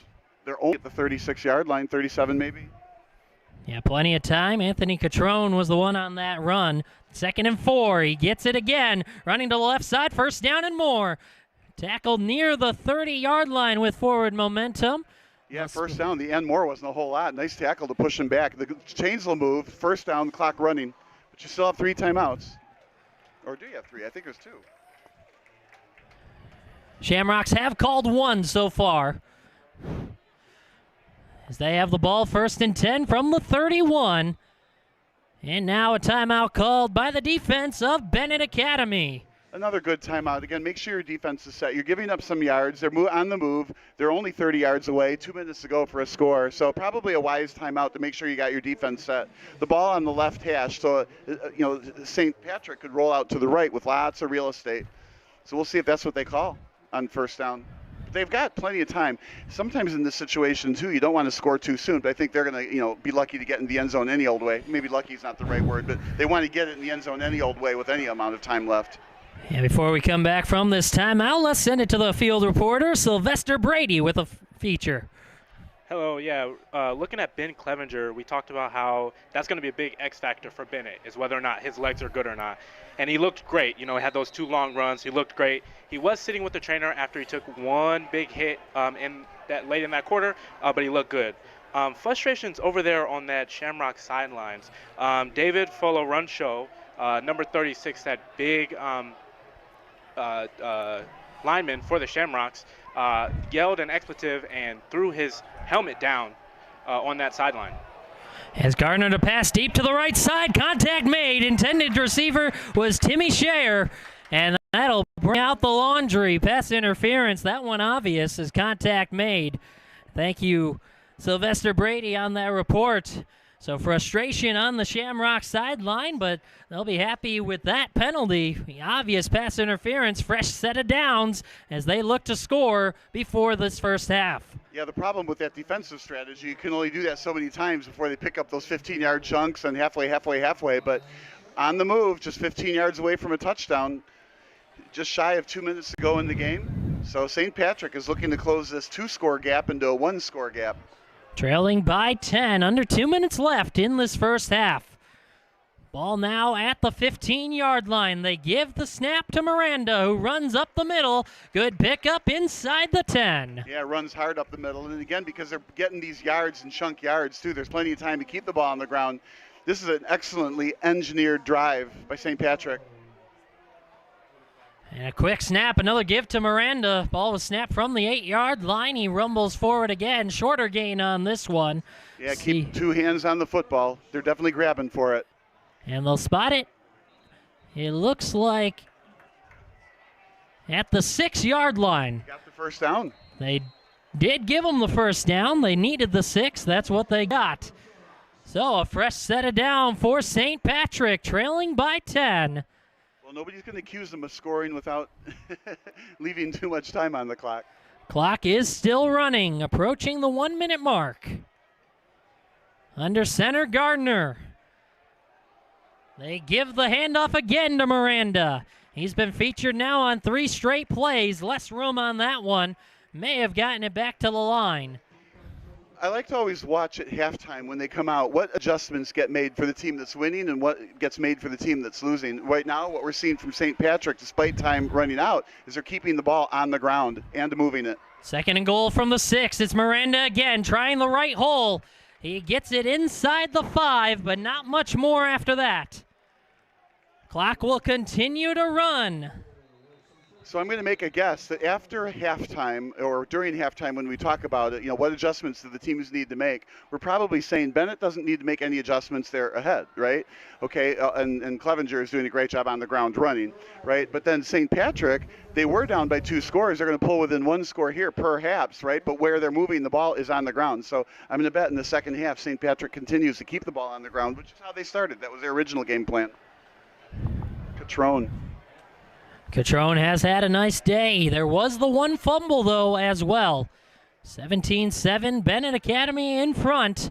But we have a big 3rd and goal from the 4-yard line coming up. 26 seconds left in the first half. Shamrocks trying to make it a 1-score game. Yeah, football or any sport, but football especially, such a momentum game. You'll get 7 points here, you get the momentum. Even if you get 3, you kind of give up the momentum. But we'll see. I know if it were me, I would say this is 4-down territory. I'm going for the 7. And remember, Benet Academy does get the second half's kickoff as well, so they'll get the ball to begin the second half. Ball at the 4, 3rd and goal for St. Patrick. Gardner under center. Yeah, let's say they do score a touchdown here. You add in the field goal that wasn't made, you got to tie a game. Yeah, I would think so. I think you're going for the gut punch here, especially because Benet Academy gets the second half kick. Yeah, you give up a lot of momentum if you don't get it in, and I like this call, get the play right. But it's 3rd down, left hash mark, so for me, I would roll right and see if you can find somebody that's open or scramble in for the touchdown. That's what I would try to do. I mean, there's another school of thought, and that would be run it twice. I don't know, I think I'd like to pass it in. We'll see what they decide to do as each team has called a timeout before this next play. It'll be 3rd and goal, ball at the 4. Yeah, which tells you both teams how they feel about the importance of this play. You talk about little big plays all during the game. Well, this is a big play at the end of the first half here. And both head coaches know it. Pat New for Benet Academy in his 16th season. It's only the first season for Tom Zibikowski, but an NFL career on top of that. He knows all about momentum. So now we're set For the 3rd and goal attempt from the 4-yard line, Gardner from the gun. He takes the snap, looking and rolling right, fires into the end zone, knocked down by the Benet Academy defense. Boy, now decision time again. 4th and 5. They had to throw it into the end zone. They did. Looks like they're bringing out a field goal unit. Let's get this within 1 score, even though it's a touchdown. It's better than not getting any points. They feel like at least they'll get some momentum, even though they're giving up the ball after the halftime. Still a chance to make it that one possession game. Remember, though, there was a kick already blocked by Benet Academy. That came on the opening drive of this ball game. 17-7, trying to make it a 7-point game. The kick is up, and it's good by Joseph Costanzo. It is a 1-touchdown game, 17-10, with less than 20 seconds left in this first half. So the turnovers are even, 1 apiece. The score is within 1 score. It's a very, very close, good game between the two tied teams in the conference for first place. And I don't think we expected anything else other than a tight matchup between these two. Again, both coming off blowout losses last week, and they're really trying to pick up steam and bounce back from those defeats.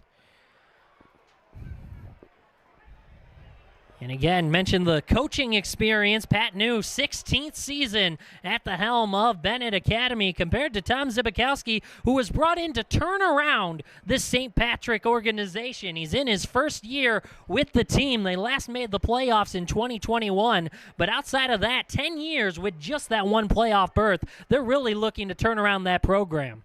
Well, and they're a tough team. Like we said, they're tied for first place, and they're playing well here. Yeah, they're coming off back-to-back 2-7 seasons. They already have 3 wins this year, so already have more victories on the campaign with plenty of time still to go and add more. Just 15 seconds left in the first half, and St. Patrick will kick it away. If I'm St. Patrick, I just put this as deep as I can. We don't want or need a run back. Doyle has been deadly this year. He will get the ball and a chance to return. He catches it around the 10, trying the left side, out across the 25 with speed behind him. He's tripped up. A flag comes in as he's tackled near the 30-yard line. Boy, tackle him any way you can, even if you have to get a flag, right? 15 more yards never hurt anybody on a kickoff return with 8 seconds to go, right? Exactly. It's better than giving up the ball back to the house, and we've seen Doyle do that. He has been a game changer this year in the return game. Yeah, he's a specialist at that for certain. 17-10, Benet Academy in front with just 8 ticks left in this first half on homecoming night. And do you expect to see them run any sort of play or just take it to the half? I thought for sure that they would get the penalty for them, not against them. We don't know what the block was, block in the back or something like that, right? So I think if they do anything, it'll be a screen pass or a short pass over the middle. It won't be even a hook and ladder or anything. In fact, they might even victory formation this out. They're too far away. They're at their own 20-yard line. Well, so far, right now it is from the gun where Ben Clevenger sets up. He'll take the snap, but he will take the knee down at the 15-yard line, and that'll send us to halftime here from Benedictine University. It's the Benet Academy Red Wings 17 and the St. Patrick Shamrocks 10. This is IHSA football on Sports Broadcast Solutions.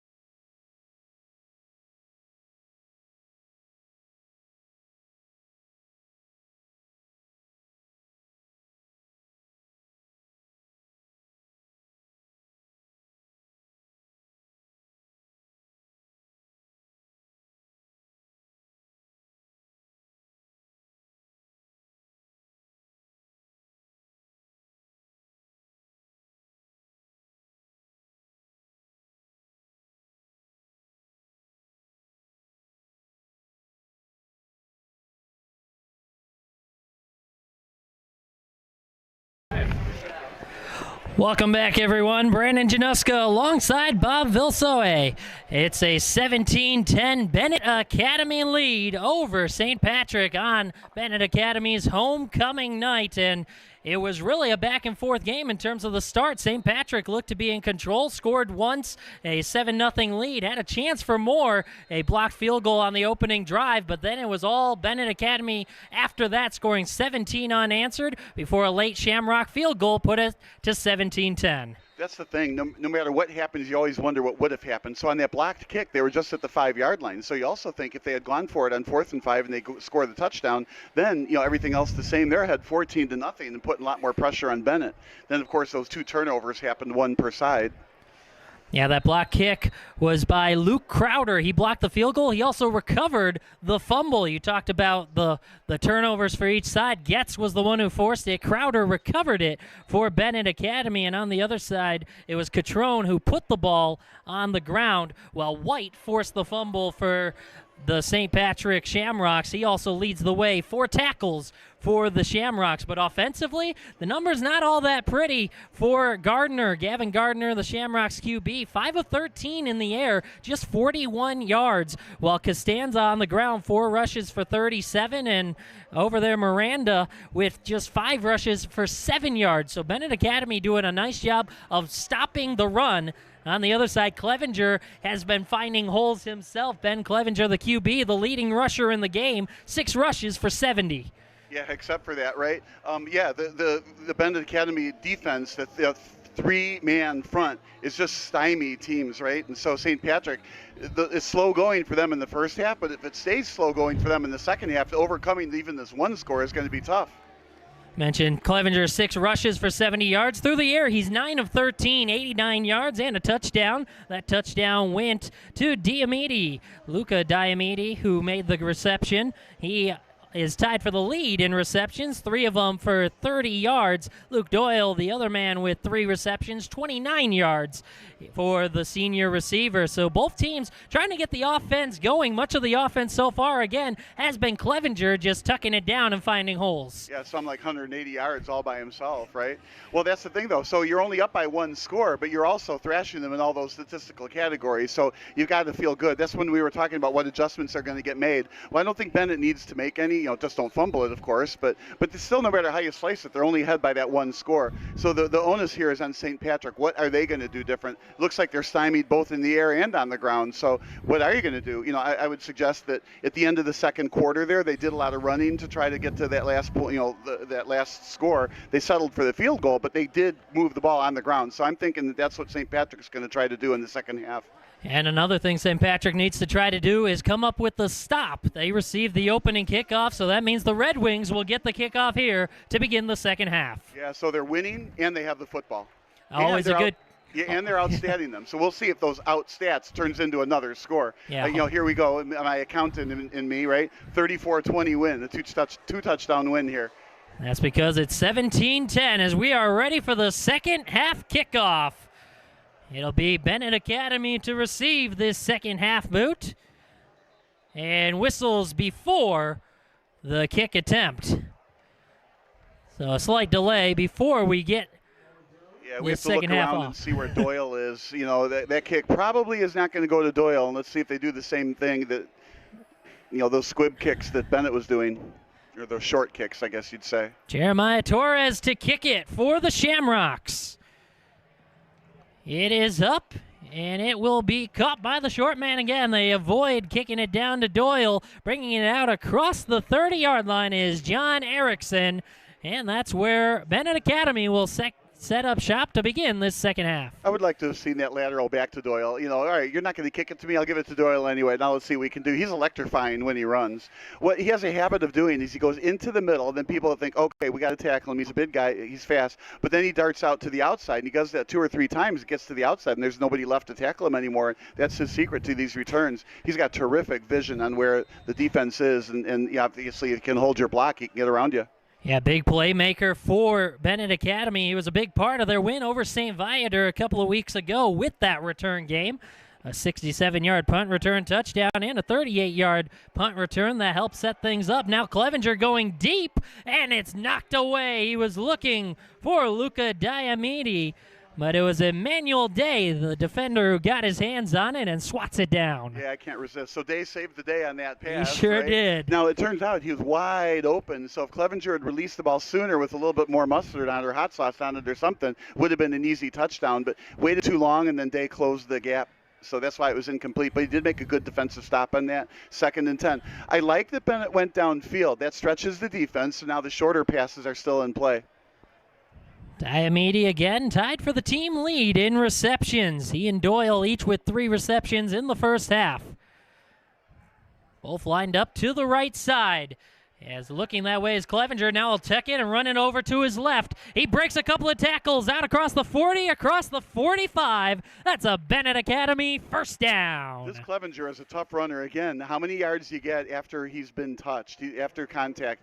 Just absolutely terrific runner. I like the play call. There was receivers, everybody was all to the right, just like when they did the fake handoff to Doyle, and then Clevenger went up the middle. That's kind of what the concept was here. All the players were to the right, and then he took up towards the middle on the weak side. Nobody could tackle him. Sets up a first down at the 48-yard line of Benet Academy. Gardner from the gun. He hands it off and running through to the left side for a short gain.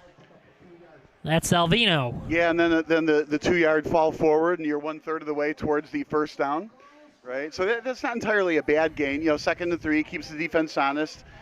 Now the defense has to hold into the middle when you go wide. A little bit of misdirection wouldn't be bad. Run left and take it back to the wide side to the right. Or a quick pitch to the right.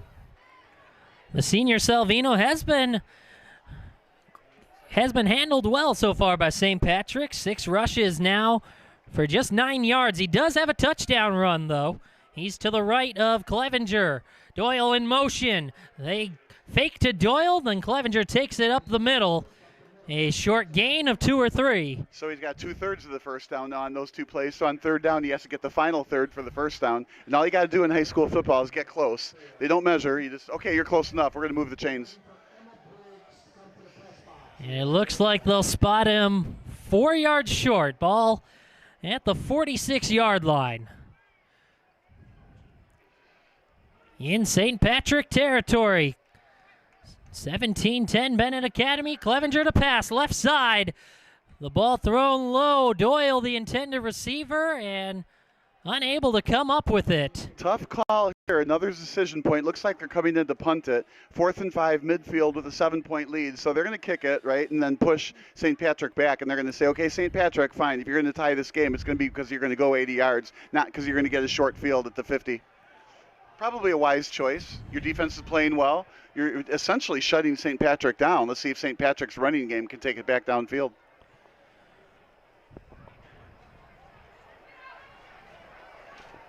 Back from the 41-yard line.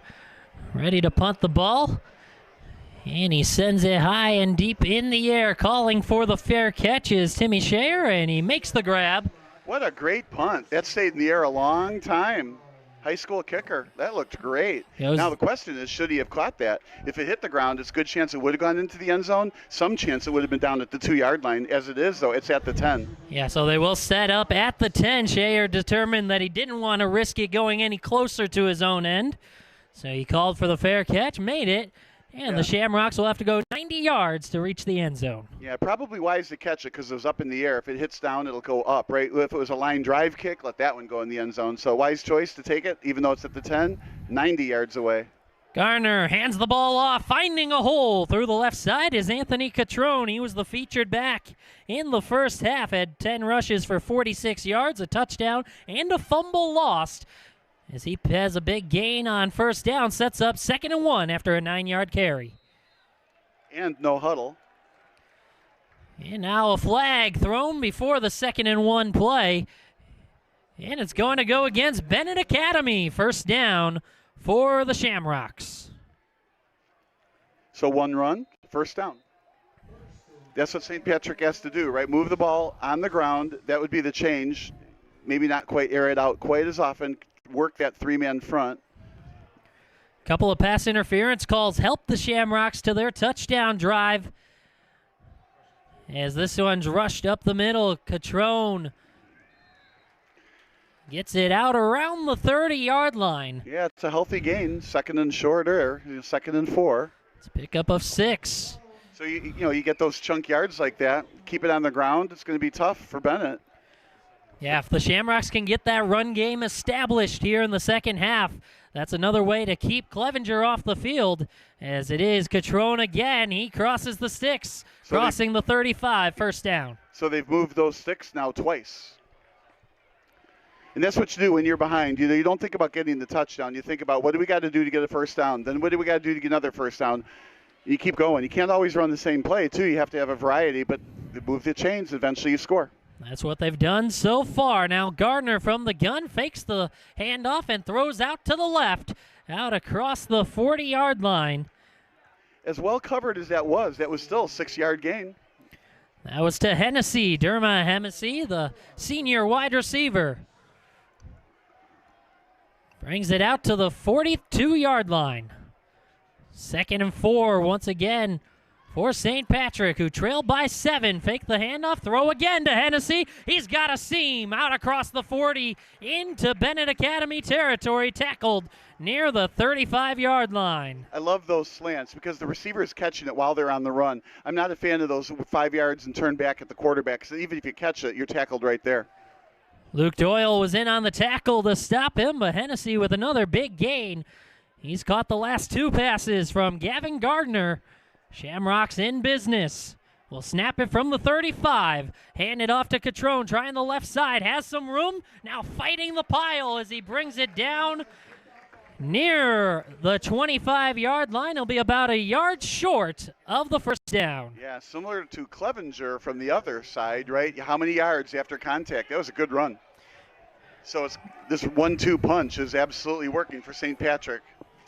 Catrone listed at 6 foot, 195 pounds for the strong senior who fought for most of those yards on that last carry. They fake it to him this time. Gardner to pass. Right side wide open. Timmy Scher. Touchdown, Shamrocks. That was that double move to the right. First it was a fake to the right, and then threw it deep to the right. Absolutely bit on the fake and an easy pass. Deep right, down by that 1 extra point. Again, we got a tie game coming. The senior receiver able to make an easy grab, and now an extra point away from tying things up with 7:10 left here in the third quarter. Now, assuming he makes this, okay, they're going to have to give the ball up again, but they were able to stop Benet. So if they stop Benet again and get the football back, St. Patrick is in business.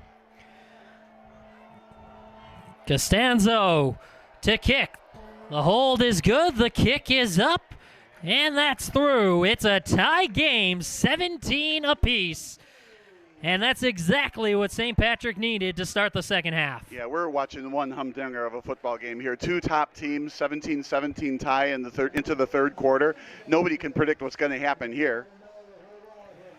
These 2 teams battled it out last year. It was Benet Academy who won. 49-30 was the final. It was a high-powered offensive game from both sides. Eventually, Benet Academy ran away with it, but we've got a tight one here tonight, 17-all. Well, it's hard-pressed to think they're going to run away from it, especially after that drive right there. I mean, Bennett's drive stalled. St. Patrick's drive was just masterminded, but they started out on the ground and still went to the air. I was a little surprised they made those passes, but that slant pass, down the middle, and then that deep pass to the right, 2 plays later, boom, they're in the end zone. You talked about the second half adjustments. So far, so good for this Shamrocks team on both sides of the ball. Sometimes that happens, right? After the first half, one team doesn't adjust, Benet, right? But then St. Patrick go back and adjust, and it works too well, and then it's too late now for Benet to readjust. So we'll see what happens from here on out. Prediction here, it won't be kicked to Doyle. As Jeremiah Torres to kick this ball off from the 40-yard line. He puts his foot through it, sends it down deep. It will be a chance to return for Luke Doyle. He cuts to his left near the hash marks and brought down across the 25, make it the 27-yard line. That's where Benet Academy will begin. So how do you like that prediction? It won't be kicked to Doyle, and it's kicked to Doyle. That prediction didn't go too well. As it is a 17-all game, and able to contain Doyle a bit on that last one. Well, the kick wasn't real deep, right? So it was kind of on the short side in the middle. Of course, Doyle took it from the middle. It was well covered. St. Patrick is a good football team. So now the second drive for Benet Academy in this second half. Remember, they lost the football in their first drive of the first half. They fumbled it. So we'll see how they recover now in the second half as the throw comes up short. Looking for Ben Albert on the right side. Incomplete, second down. I can't help but say he was wide open. I think it felt like a miscommunication. He went deep and the pass went short. So not quite on the same page to begin the second half. Again, drive stalled on the opening possession of this third quarter. Well, and this drive could stall pretty quick here of infant mortality. It's 2nd and 10 in their own end.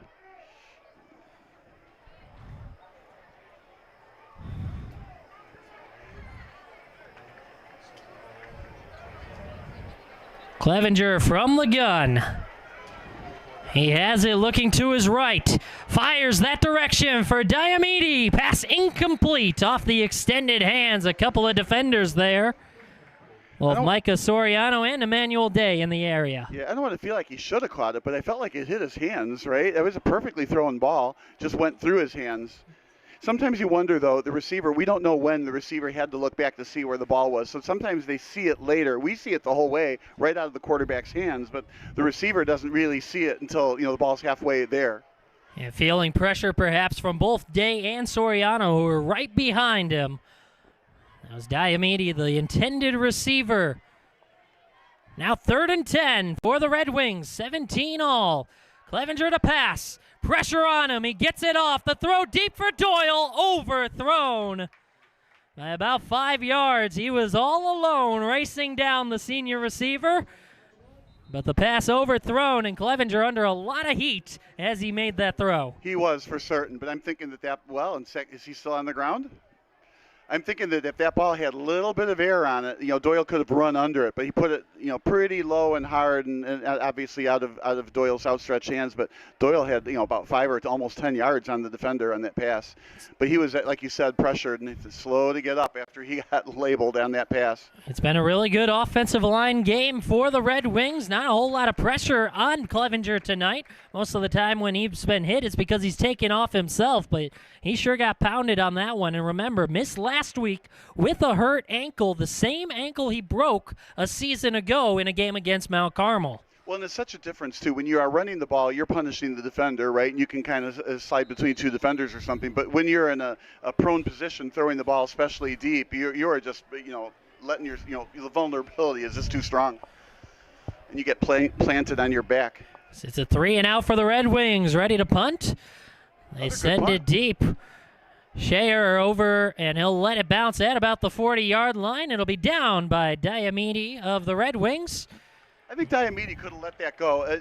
Clearly, St. Patrick can't touch that ball because it's hard to handle. You touch it and then you fumble it, right? And it was going the right direction. I'm thinking that, Diomede could have let that ball maybe roll a few more yards. How many more yards? Maybe up to 5 or 10 at the most, but nonetheless. What you do by grabbing the football, though, is you end the return. It can't be returned anymore at that point. Yeah, there were a couple of Shamrocks players in the area where if you do let that bounce, there's always the chance someone tries to pick it up and take it. And then they'll get benched by the coach if they do. Yeah, that's just asking for disaster when you try to make a play like that. But as it stands, it'll be the Shamrocks taking over from their own 39-yard line. Tie ball game, a handoff to Catrone to start things off. Starts right, goes back to the left, met immediately. He'll pick up about a yard on the play. Good second effort, though, just to get it across the line. Yeah, very difficult to tackle him. And I'm thinking that, St. Patrick thinks that they're winning this game because they're tied right now and they have the football. And this last drive, they took it the length of the field and scored a touchdown. So I'm thinking St. Patrick is feeling like they're sitting very, very good in this really good game. It was a heavy run presence in the first drive. They start with the run again here. Catrone with back-to-back carries. This one goes to about the 45-yard line. Now, this is that tough call again. You're 3rd and 5. You're in your own area. So if you can't make the first down, you probably got to punt it, and then you give up, quote, that lead, right? And then Benet has the ball at a tie score. But if you get the first down, then you're finally in the other team's territory. It's a big play call here. It'll be 3rd and 4 officially. They need the 49 of St. Patrick to get the first. Another handoff, fighting, and now being pushed back. Another one of those decision times. I don't think they got the first down, so it's going to be 4th and about 1, right? So if they go for it, they keep the football, or they got to punt it. But if they don't make it, if Bennett run blitzes or something like that, and they get stuffed, then they're giving half the field away to Bennett. This is a big call in the middle of this game. They're a full yard short. 4th and 1. They need the 49 of their own end at the 48. They hand it off. Touchdown. Miranda with a hole on the right side. Nobody in front of them. Miranda 15, 10, 5, touchdown.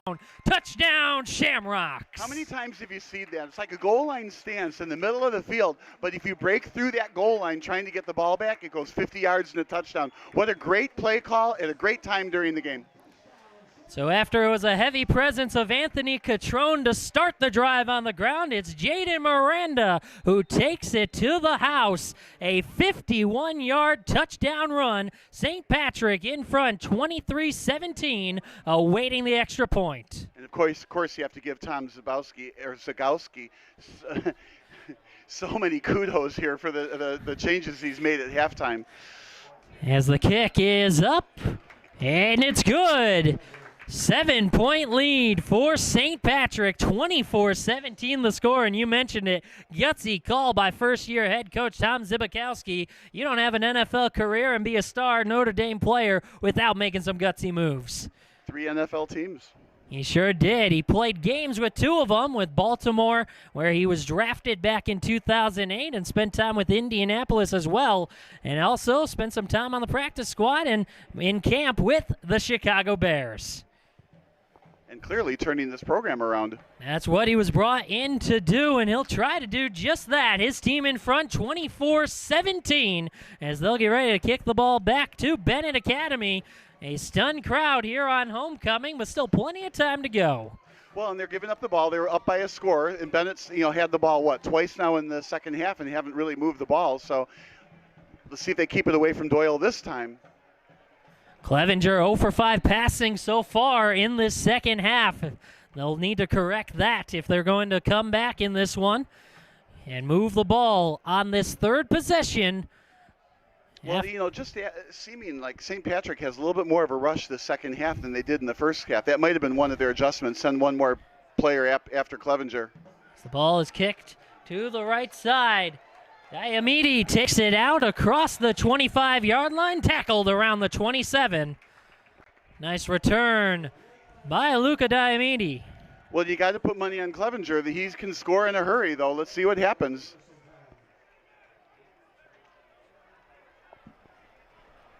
So trailing by a score, Benet Academy. They trailed early in this ball game. It was St. Patrick who scored first. They led early in this one. Then the Red Wings with 17 unanswered to make it 17-7. It's been all St. Patrick ever since. Yeah, I feel like it's 2-score seesaw game. You don't just get one score and take the lead. You get 2 scores and take the lead. Then the other team gets 2 scores and takes the lead. So it's Bennett's turn, right? Yeah, if that seesaw pattern continues, it should be the Red Wings' turn to score. That's what Ben Clevenger and company are hoping for. He gives the handoff on the first down play out across the 30. Is the back tackled around the 32-yard line. Defense wins. That was a good stop, even though they got 3 yards. That was Joe Salvino, who has had a slow start to this game. They'd like to get the ground game going on their end outside of Clevenger if you're Benet Academy. 3 receivers to the left. I think you're right, but they'll probably air this out. Salvino also in the backfield to the left of Clevenger. He takes the snap looking right, immediately throws that direction. It's Diamede who stretches out toward the sticks, and I think he got it. I don't know that they're going to give it to him because No. the referee was on the sideline winding his arms around saying keep the clock running. So he tried a late stretch over there on that far side, and we're right at the 40-yard line. From our vantage point, I'm thinking he made it, but that's not what the referee is saying. It's third and very, very short. The referees are kind of huddling over it. Let's see if they go ahead and give it to him. Yeah, discussing it on that far sideline. So 3rd and a millimeter. They give him the now first they will down. move the sticks, yes. Yeah. It's amazing what that millimeter does. It was right at that line to gain. They needed the 39. That's exactly where they got it. Got it by maybe a chain length. They didn't measure, but after the discussion, first down for Benet Academy. Now 1st and 10 from their own 39. Man in motion, that's Doyle.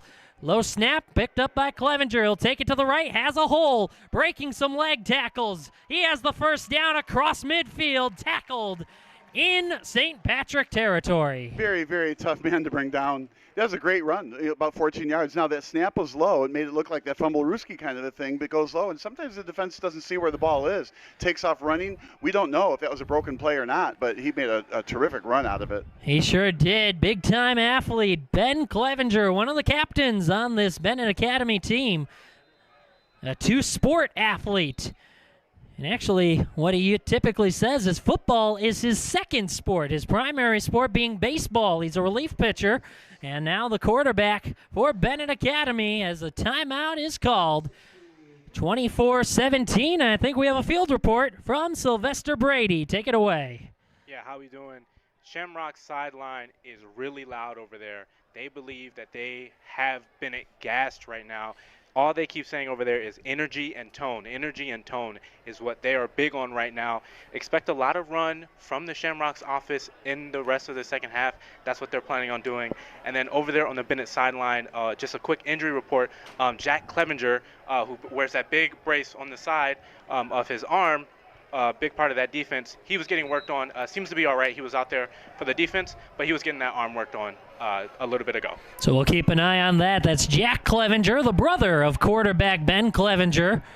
Both men seniors and enjoying their homecoming day. So both men a little banged up, the brothers, but hopefully they'll both be able to play as Ben Clevenger, the quarterback, looking to pass. He throws over the head of Diamini, but a flag comes in. Yeah, I don't like that play. That was over his head. He wasn't going to catch it, and I felt like the contact was after the ball passed him up, but the referee throws a flag. That's what counts. I like that energy and tone thing, though, right? That energy and tone is working. They've got 2 touchdowns with it, but that was a play call I don't think I would have made from the referee's perspective. That flag, I think, shouldn't have come out. But it's going to walk off 15 yards, first down for Benet. Yeah, it looked like that was Micah Soriano who's upset with the call. He was the one who came in just a bit early. But I agree with you, partner. I thought that was uncatchable, a bit over the head. No chance for Diamidi. Right, that plus I didn't think it was early. But anyway, all right, here we go, 1st and 10. 1st and 10, the ball at the 31-yard line. Clevenger tucks, taking it to the left side, shakes off one tackler. Now a trio of defenders will bring him down at the 30-yard line. Short gain on the first down run by Ben Clevenger. Finally got him, right? But okay, 2nd and 9. Yeah, St. Patrick has done a good job stopping the run and forcing Clevenger to have to beat him through the air. And then, like we said earlier, at that point, he was 0-5. 2nd and 8. They have the ball at the 29-yard line of the Shamrocks. 24-17, St. Patrick in front. Benet Academy trying to answer. Clevenger to pass. Pressure on him. Throws to the right side. It's low. You have to throw it low like that, but the receiver was wide open. A little higher, it would have been completed. There's no defender in the area. But, man, you get that ball up into the air. Somebody, jumps the route. Maybe you didn't know. You didn't have vision to see if there was somebody there, and so you throw it low just to make sure it isn't intercepted. Probably a wise choice to, put that one in the dirt anyway. 3rd and, 8? I would say absolutely 4-down territory. The wide side to the right. So what would I do? I would roll out and throw to the right. There's also a receiver on the left. You could look at a one-on-one deep. He's looking for coverage with no over-the-top safety. And this is Diamidi, Cristiano Diamidi, passing left side, trying to get it to Luca Diamidi. The ball incomplete. Covered was the wide receiver Diamidi. That was the right read. One-on-one coverage, tight, good receiver, went deep to the left. There was no safety help over the top, and it really almost was completed. And we'll try to get an update when we can and if we can. Right now, it is the sophomore Diamidi, the quarterback out there for Benet Academy. He made that last pass attempt. That came up incomplete, looking for Luca Diamidi. Wouldn't you throw it to your brother on a one-on-one?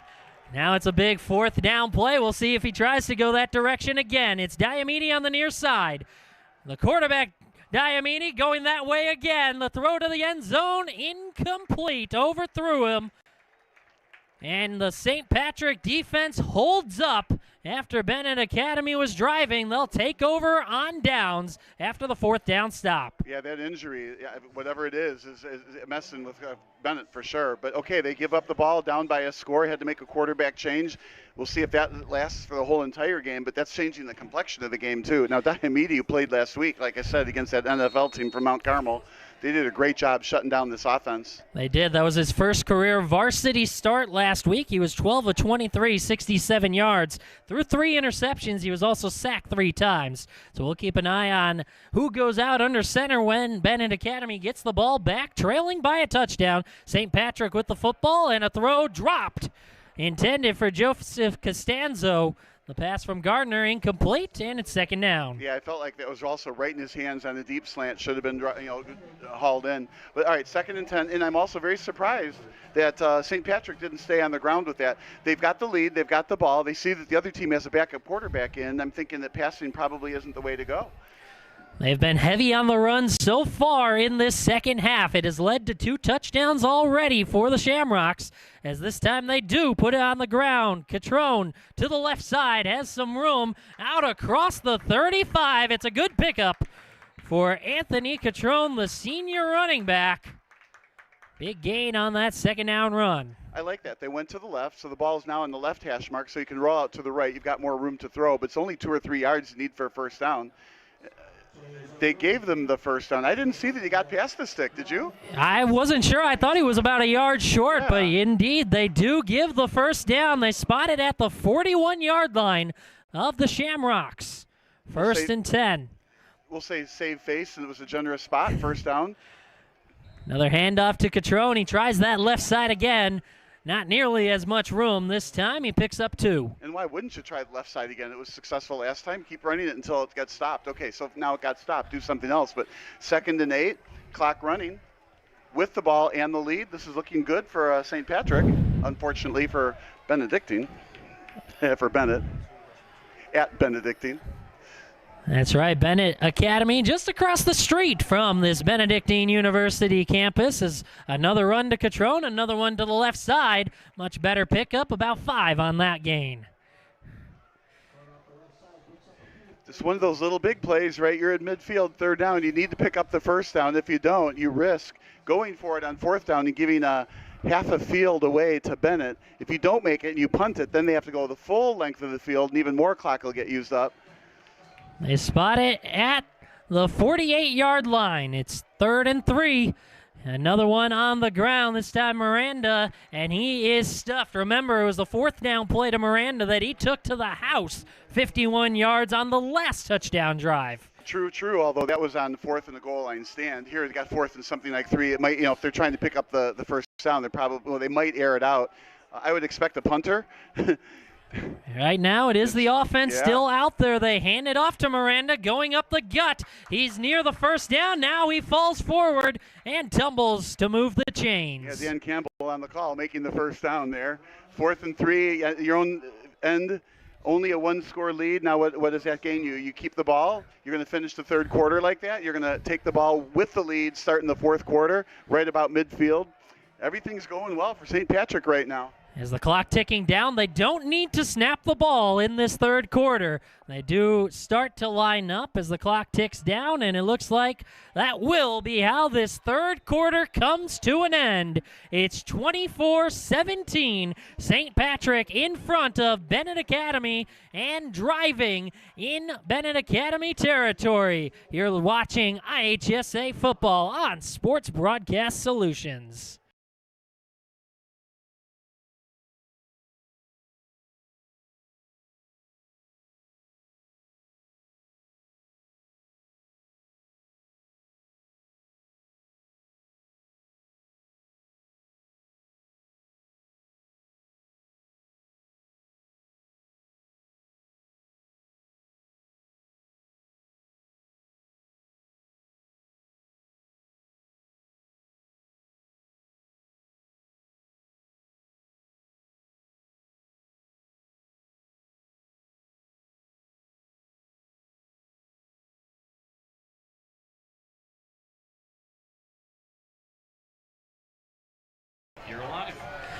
Set to begin the fourth quarter from Benedictine University. Brandon Januska along with Bob Vilsoe.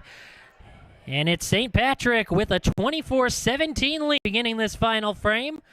And they're driving at the 45-yard line of Benet Academy. Gardner to pass. He's looking deep. A lot of contact on that left side. Looking for Timmy Shayer, and a flag comes out. So the contact did happen. It's going to be a 15-yard gain on that throw. I was thinking, why throw it? They're doing so well on the ground, eating the clock, getting the first downs, but they went to the air. Now, the good thing about going to the air deep, we've said it earlier, it opens up the shorter passes.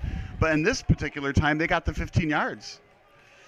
There's been a few pass interference calls for those 15 yards against the Benet Academy defense, a couple of them on the field goal drive toward the end of the first half.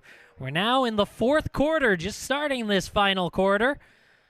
Shamrocks by a TD and looking to add more, try to make it a two-score ball game. It was a Benet Academy two-score game at one point. Gardner, he gives the handoff. Trying the left side is Catrone.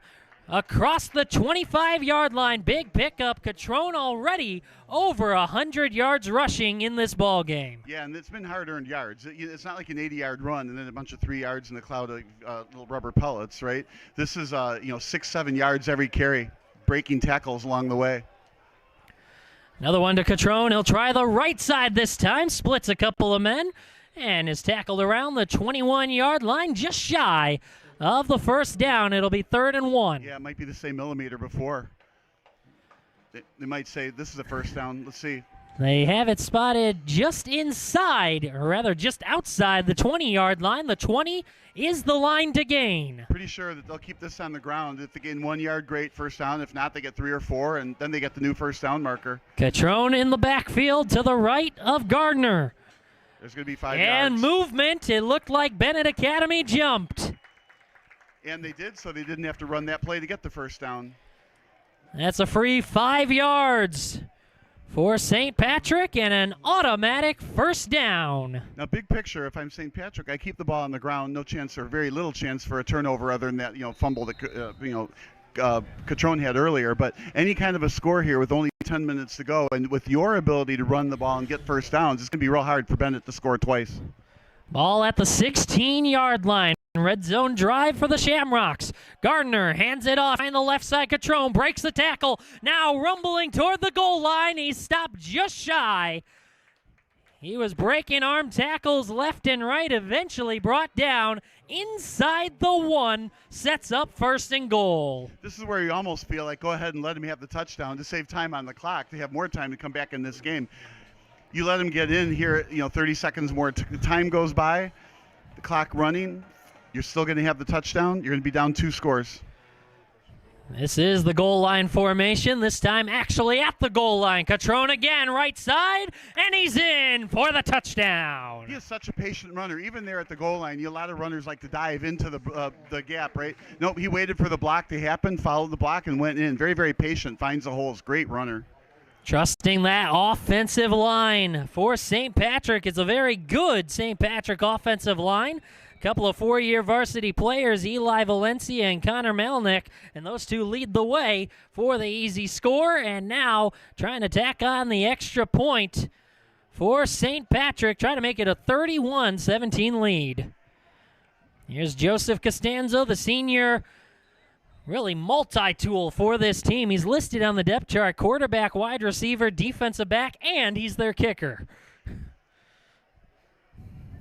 As we have some whistles before this extra point try. Yeah, I keep looking on the sideline for Clevenger. I see somebody there with crutches. I can't tell the number, but it's you wonder who the quarterback is going to be when they come out. Because if it's Diomede, it's going to be even tougher to score 2 touchdowns.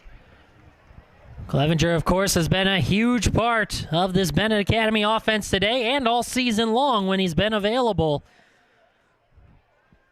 He was not in at the end of that previous drive.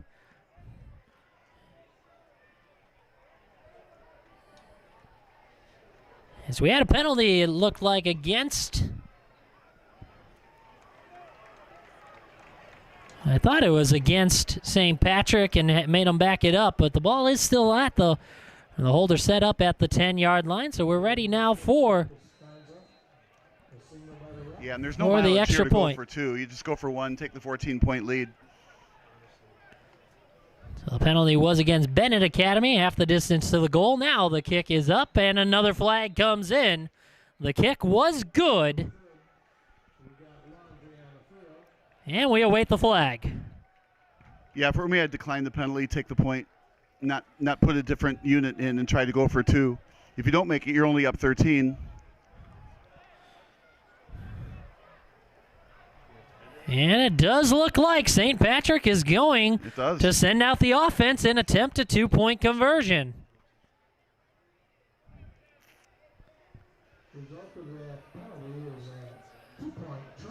Two-point try. Gardner under center. Miranda the back. They fake it to him, then throw it to the right side. Wide open and making the catch for the 2-point conversion.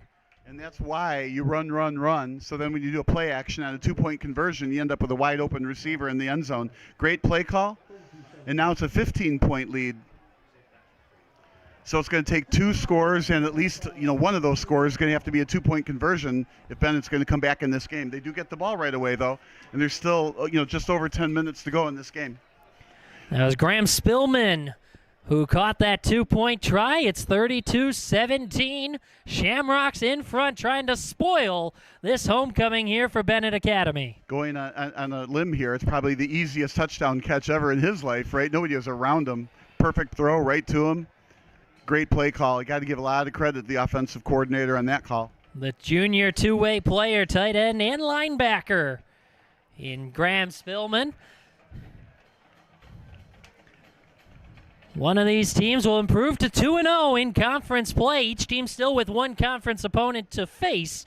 But this is a big game for either team. Whoever comes away the winner is in prime spot to potentially clinch a playoff berth.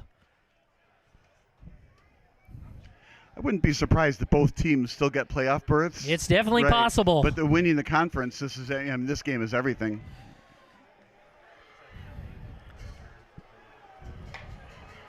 Ready to kick it off, Jeremiah Torres. 32-17, St. Patrick in front. It's Doyle to return. He starts left, now cuts back to the right. He shakes off a tackle across midfield, 45, breaks another one across the 40 to the 30, and pushed out of bounds. Excellent return, Luke Doyle. Yep, he shifts speeds.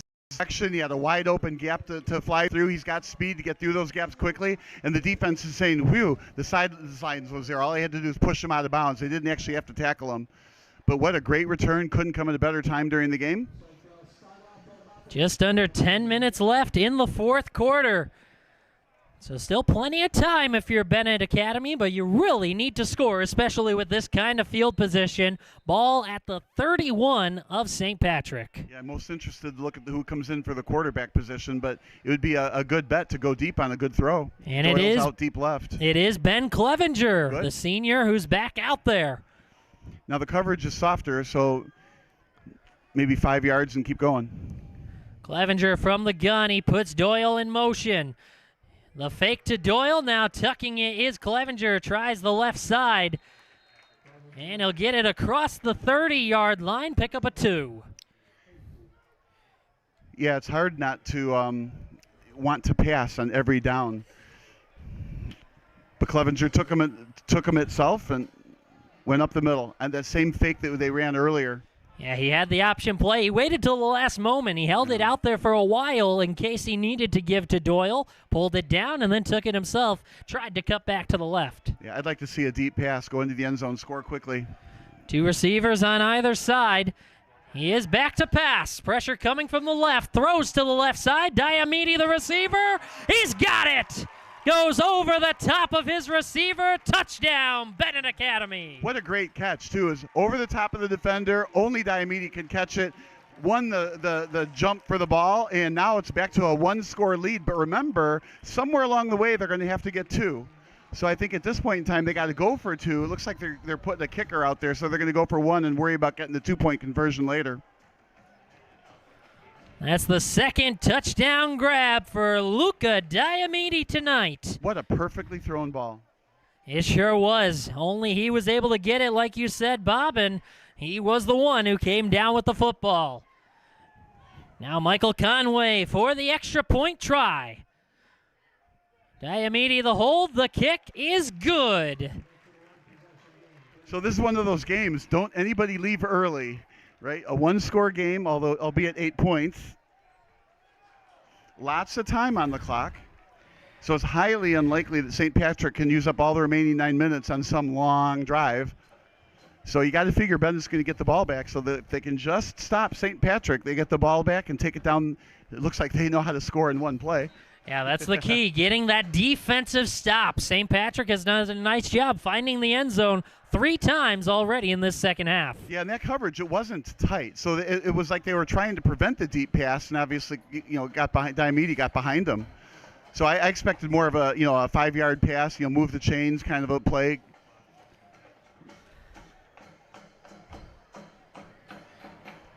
Rocco Mertens back deep to return for the Shamrocks, who lead it by 8, 32-24, with 9:12 left on the clock. This just reminds me of one of those heavyweight, boxing matches where they, blow by blow. Whoever has the ball, they score, and then the other team gets the ball back, they score, and it just goes on like that. Yeah, and this is one of those games where you want to be the team to have the ball last because it might come down to that. Benet Academy does need a stop as the ball in the air. Return chance for Mertens. Right side, he takes it across the 20 and across the 25. He goes out of bounds. And they'll set up shop at the 27-yard line. It's easy from up here, and of course I'm not on the field, looking at the players coming at me, right? But it just felt like the left side of the field was so wide open. If he were to have cut back, he's got speed. No telling if he could have outrun the defense or not. But just looked like the left side of the field had a lot of room to go. Yeah, it's always a chance and a risk whenever you try to do that. You're giving up a little bit of ground to try and reverse it, take it the other way. But if you're able to get the edge there, you're off to the races. Yeah, exactly.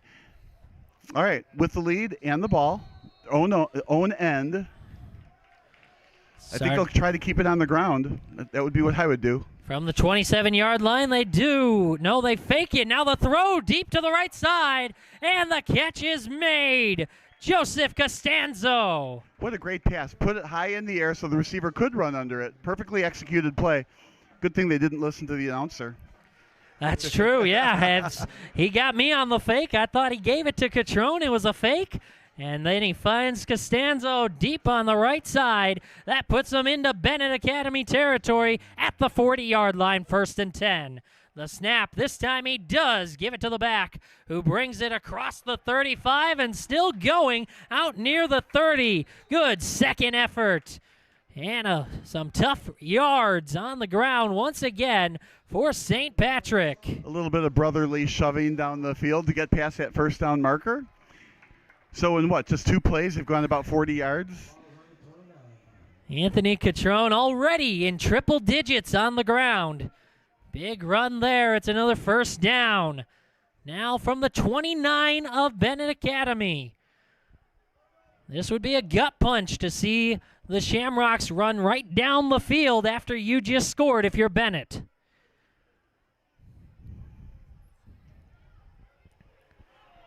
Taking time, barking instructions is Gavin Gardner, the junior quarterback. He has the snap. It's another give.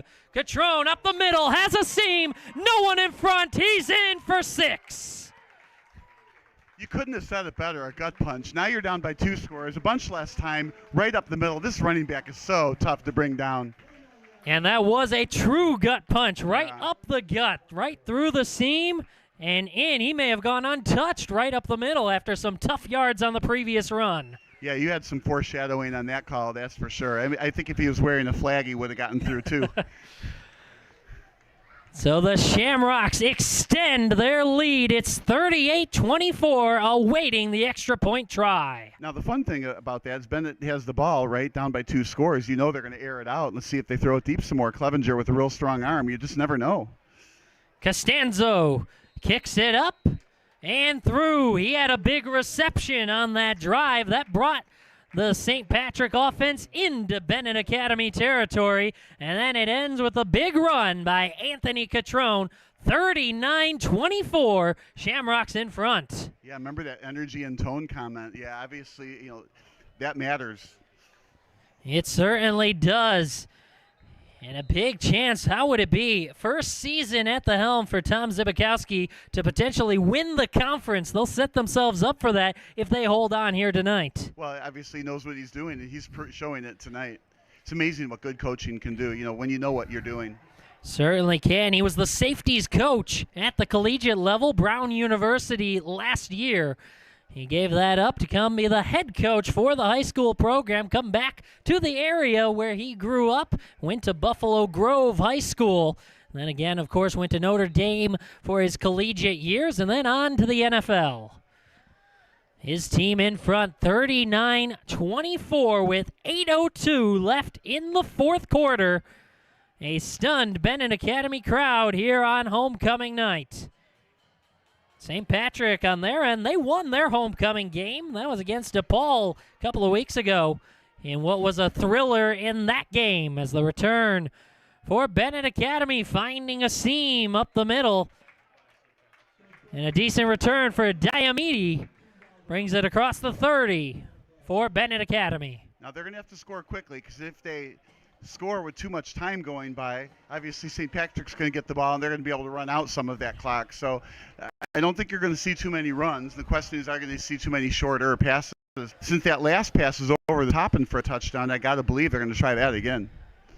Benet Academy breaks the huddle. They were huddled up at the sideline going over the instructions and how they want to attack this St. Patrick defense. They had a quick touchdown drive the last time that ended with the second touchdown grab for receiver Luca Diamede. Yeah, it's easy to say they need a touchdown, but the question is, how do you attain that touchdown? That is what Ben Clevenger and company will try to solve. From the gun, the QB looking to his right, firing that way. Doyle is open on the sideline. He's got it! Inside the 35-yard line of St. Patrick territory. Somewhere the defensive backs are, there's a coach out there that's saying you cannot let these receivers get behind you when you're ahead by 2 touchdowns late in the fourth quarter. Yeah, it's the 2 senior receivers, rather one senior, one junior. The junior, Luca Diamede, and the senior in Luke Doyle. Those are the 2 Clevenger is looking their way. Yeah, now they're at the 30-yard line. It's going to be a 30-yard pass for a touchdown if they want to keep it that way. So we'll see if Clevenger continues to go downfield like this. Ball spotted at the 29-yard line of the Shamrocks. From the gun is Clevenger. He's got it looking to his left, now toward the middle, fires toward the end zone, toward Doyle. He's tripped up, and a flag comes in. He looked like he went down. I don't know if he was really tripped up. I mean, I think he's got a little bit of Patrick Mahomes in him on that play, but nonetheless, over the middle, he did get tripped up. The flag came out, and the ball's going to be down, 15 yards upfield now. So what's that, the 29? So at the 14-yard line is where the ball's going to go. After the automatic first down on the pass interference call. That ball was not going to be caught either, and hence why probably Doyle hit the deck. Yeah, it looked like it was likely to be overthrown. Doyle has excellent speed, but not sure if he was catching up to that one in the end zone. Yeah, it was kind of a frozen rope just ahead of him a little bit. But now set up well. The offense from the 15-yard line make it the 14 where they'll snap it from. Clevenger looks left, throws right. The catch is made. And that is Salvino, who is tackled immediately. Short gain on the play of about 3. Yeah, this little bit of pass protection here would go a long way. That was a check down pass. I felt like he had time. He could have waited for somebody to get more open than that, or if that was actually the planned play. It looked to me like a check down pass, though. Ball at the 11-yard line. So I'm thinking you get a few passes into the end zone here. 2nd and 6, so you can still get a first down. Yeah, give Salvino a gain of 4 on that last grab for the back. He's to the right of Clevenger in the backfield. From the gun, Doyle in motion. Along with the tight end, Tyler Lakis. And now they hand it off to Salvino. Rather, Clevenger kept it himself. Goes to the right. He's tackled for a loss. Yeah, and they're not going to kick a field goal here, I wouldn't think. Down 15 points, they're going to have to go for it. So 3rd and long, but I'm still thinking throw the ball into the end zone, even if it has to be a jump ball for Doyle. Doyle Jump the defender and get the touchdown that way. Ball's at the 12-yard line. You can get a first down without getting a touchdown. Have to get the ball to about the 4-yard line to move the sticks. Maybe a deep crossing pattern. 3 receivers to the left. Left side throw. We'll see. Diamede, the lone man, to the near side. Looking that way. The throw to Diamede. It's behind him. Incomplete. He was open on the slant. He was open and absolutely thrown behind him. But we don't know when that happens. Clevenger has terrific aim, right? But maybe there was a hand in his face where if he had thrown it there, he hits the hand. So you have to throw it behind the hand. And that obviously that was also behind the receiver. But now, big play, 4th down. This isn't just a little big play in the middle of the game. This is a big play. Of course, it's easy for us to say, right? So what are they going to call? They need to get at least 7 yards. So you don't have to throw it in the end zone necessarily. So you have to put a couple receivers in the end zone and somebody coming down across the middle down underneath. See what they call. Keep an eye on Diamede. He's covered by Giovanni Vega, the 5'7" senior defensive back. Diamede's 6'2", so he has the height advantage. He's already caught 1 touchdown pass over the top, 2 touchdowns on the day. But Clevenger rolls to the opposite side, throws low, short hop to the far side, incomplete. He was looking that time for Ben Albert, and it's 4th down. And that's the disease of being on the right side of the hash mark. He had to roll left to get to the wide side of the field, and that's a harder throw to roll left. And if you're a right-handed passer, that ball was thrown low into the corner, and unfortunately it not complete means it's a turnover. Correction, that is turnover on down, so St. Patrick comes up with the big stop on the 4th down after it looked like a nice drive going for Benet Academy. And Benet did what they needed to do. They went downfield quickly with a few pass plays, right? Okay, so now it's going to take, 4 downs to get the ball back if they can get the ball back, and they got to run downfield 2 more times to get back in the game. 6:06 left in the 4th quarter. A handoff give to Catrone. He tries the right side and is brought back, eventually thrown to the ground in his own end zone. Goes palms up. He wants a flag for continuing to go through the tackle defensively by Benet. Yeah, he was absolutely stopped, and then the whistle doesn't happen, so the defense continues to push him back, and then there's just too much momentum. 2nd and 10, clock running.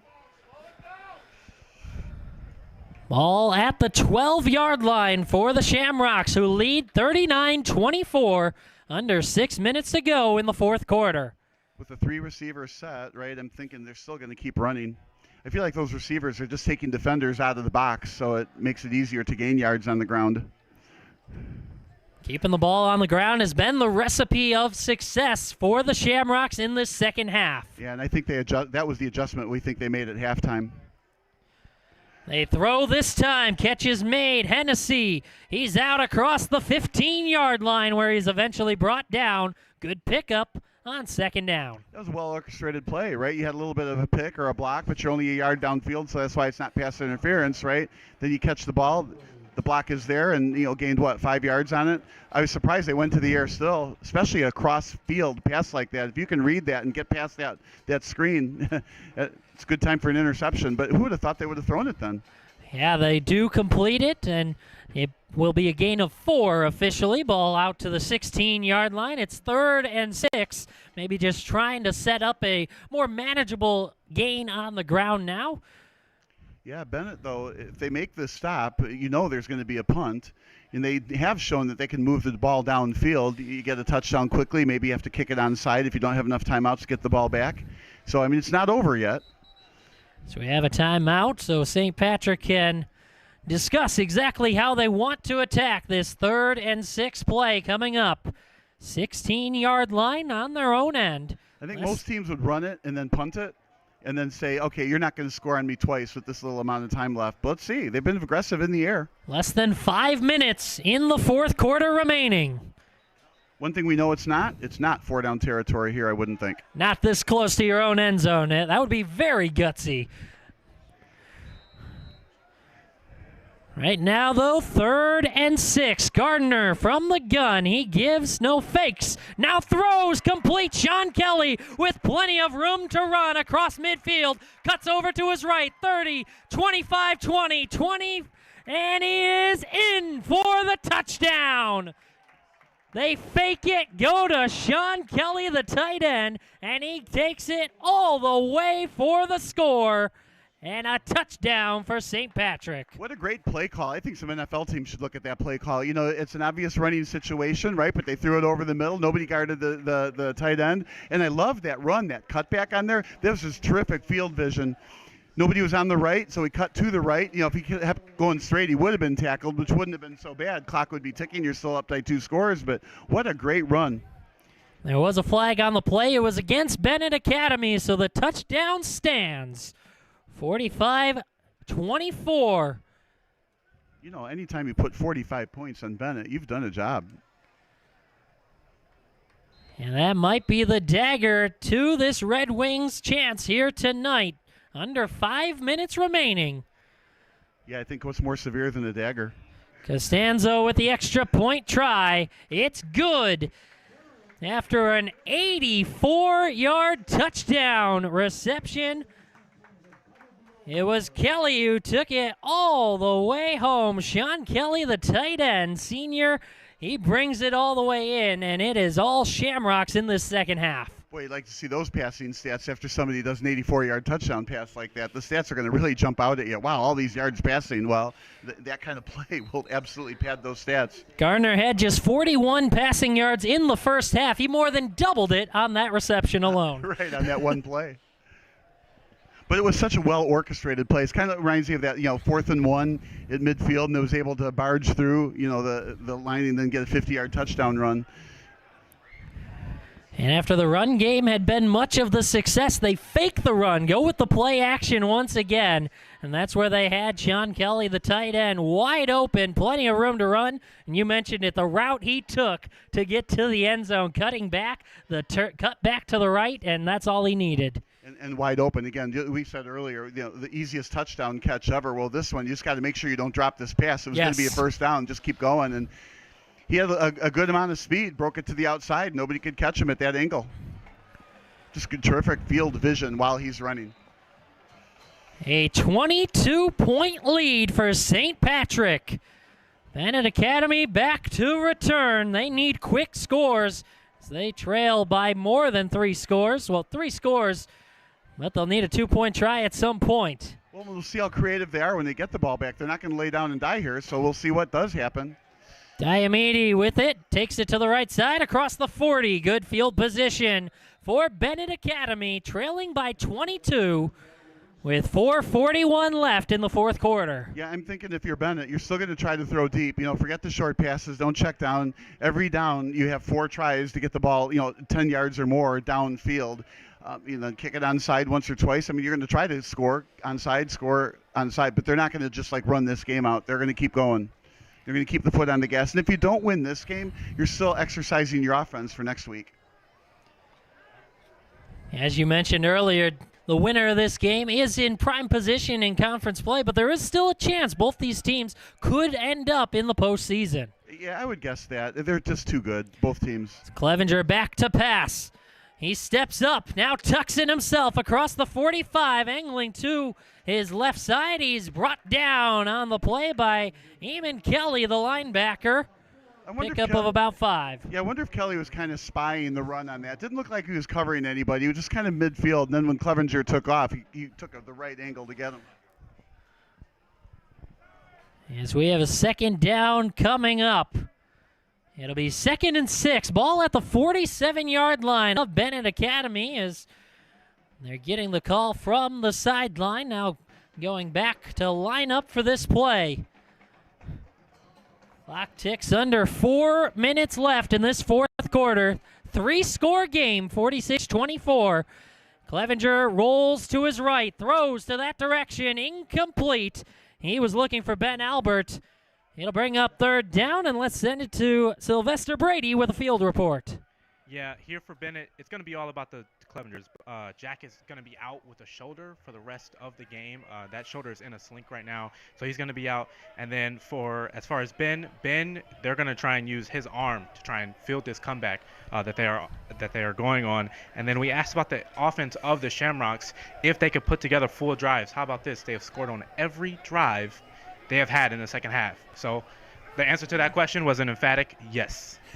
It has been quite a turnaround for St. Patrick as Clevenger to pass, using that arm. Like you said, Sylvester, the pass downfield looking for Doyle. A little bit of a shove to his defender, Emmanuel Day. Maybe some frustration from the senior, but it falls incomplete, 4th and 6. Yeah, I like, though, that there was no penalty called on that play. Yes, there was a shove from behind, but more importantly, from St. Patrick's perspective, they stayed deep. They didn't let the receiver get behind him. Now, they had a couple of passes that they learned their lesson on that they'll take forward the rest of the season, but, Doyle could not get behind them on that play. 4th and 6. Benet Academy needs bundles of points here in this fourth quarter. Well, on this play, you know that they're going to just get the 6-yard gain if they can, and it should be open because you got to guard the deep receivers here. Need to get the first down. Have to get it to the 47-yard line. Throw to the right side, nobody home, and the pass is intercepted. A circus catch on the sideline, both feet in, while he's falling out of bounds, cradled the ball, just a great interception, right? So that's, you were talking about daggers. This is more like a samurai sword now. They just cut him in half with that one. The pass intended for John Erickson. He was the closest man. He continued downfield on the deep ball, and only the defender, Giovanni Vega, came back for it. And as you said, toe-tap catch along the sideline for the pick. Yeah, obviously Clevenger didn't see the wide-open receiver behind the defense yet again, right, but just threw it up essentially for grabs, knowing that, well, if you take the sack, that's not going to work. At least put it up in the air and somebody can go back to it. But I was a little surprised he put air under the ball at all. I mean, if you throw it deep and have somebody down on a check down, you get your first down, you keep on moving. But he also knew if they get the first down, you still got to get 3 touchdowns with under 4 minutes. So it was a tough haul here. Yeah, just 3:37 left in the fourth quarter. It's 46-24. St. Patrick in front on the road here on homecoming night as Miranda takes the handoff and rumbles forward for a good, solid first down game on the first down carry. Well, all they're interested in doing here is using up the clock, ending the game. They've only got, 3 minutes to burn, so a first down, maybe 2, depending on how quick they get them. But you got to give a lot of credit, too, for Benet. They're trying their absolute hardest here. It's not like they're giving it up or anything like that. So credit to even the team that's not winning. That was a 5-yard gain on the first down carry. Ball at the 42-yard line of St. Patrick's, 2nd and 5. 46-24. It's a 22-point Shamrock lead. They're going to let the clock continue to run, waste as much time as they can before snapping the ball. Gardner now takes the snap, fakes the handoff, throwing deep to the right side, and it's incomplete, looking for Joseph Costanzo, heavily covered on the far sideline. Very aggressive throw. Again, I just never would have made that play call. It's going to be now 3rd and 5. So now you got to get a first down on the ground. If it were me, I would have run it twice, get it close to the first down marker. That's just what I would have done, okay, but an aggressive play call, thrown downfield. So maybe if they do pass on this play to get a first down, the shorter receivers will be open. And of course, you're up by 3 scores, so you're not too worried about an interception or if something else bad happens. Exactly, and the 3-score lead could also be a reason why they chose to pass, as this time they do hand it off. And trying that left side, short gain on the play for Jaden Miranda. Yeah, now again, I would punt. Looks like the punting unit is coming on. Brings up 4th down, 4th and about 4, but yeah, no question here. You're going to punt on your own side. Big, comfortable lead for St. Patrick. But my point I was going to, a reason why they may have gone for the pass is just to try some things out. You have a comfortable lead now, a good opponent, a conference opponent in Benet Academy. Maybe try some things out that you might break out in future games. I think that's what you just said there is so underrated. I think coaches absolutely, we're not necessarily trying to run the score. We're trying to exercise our offense and try different things, see what works, put it on video and see who didn't make the right block. It's not always you're trying to run up the score. You're trying to figure out how to win the next game too, and you use up valuable time if you don't stay aggressive.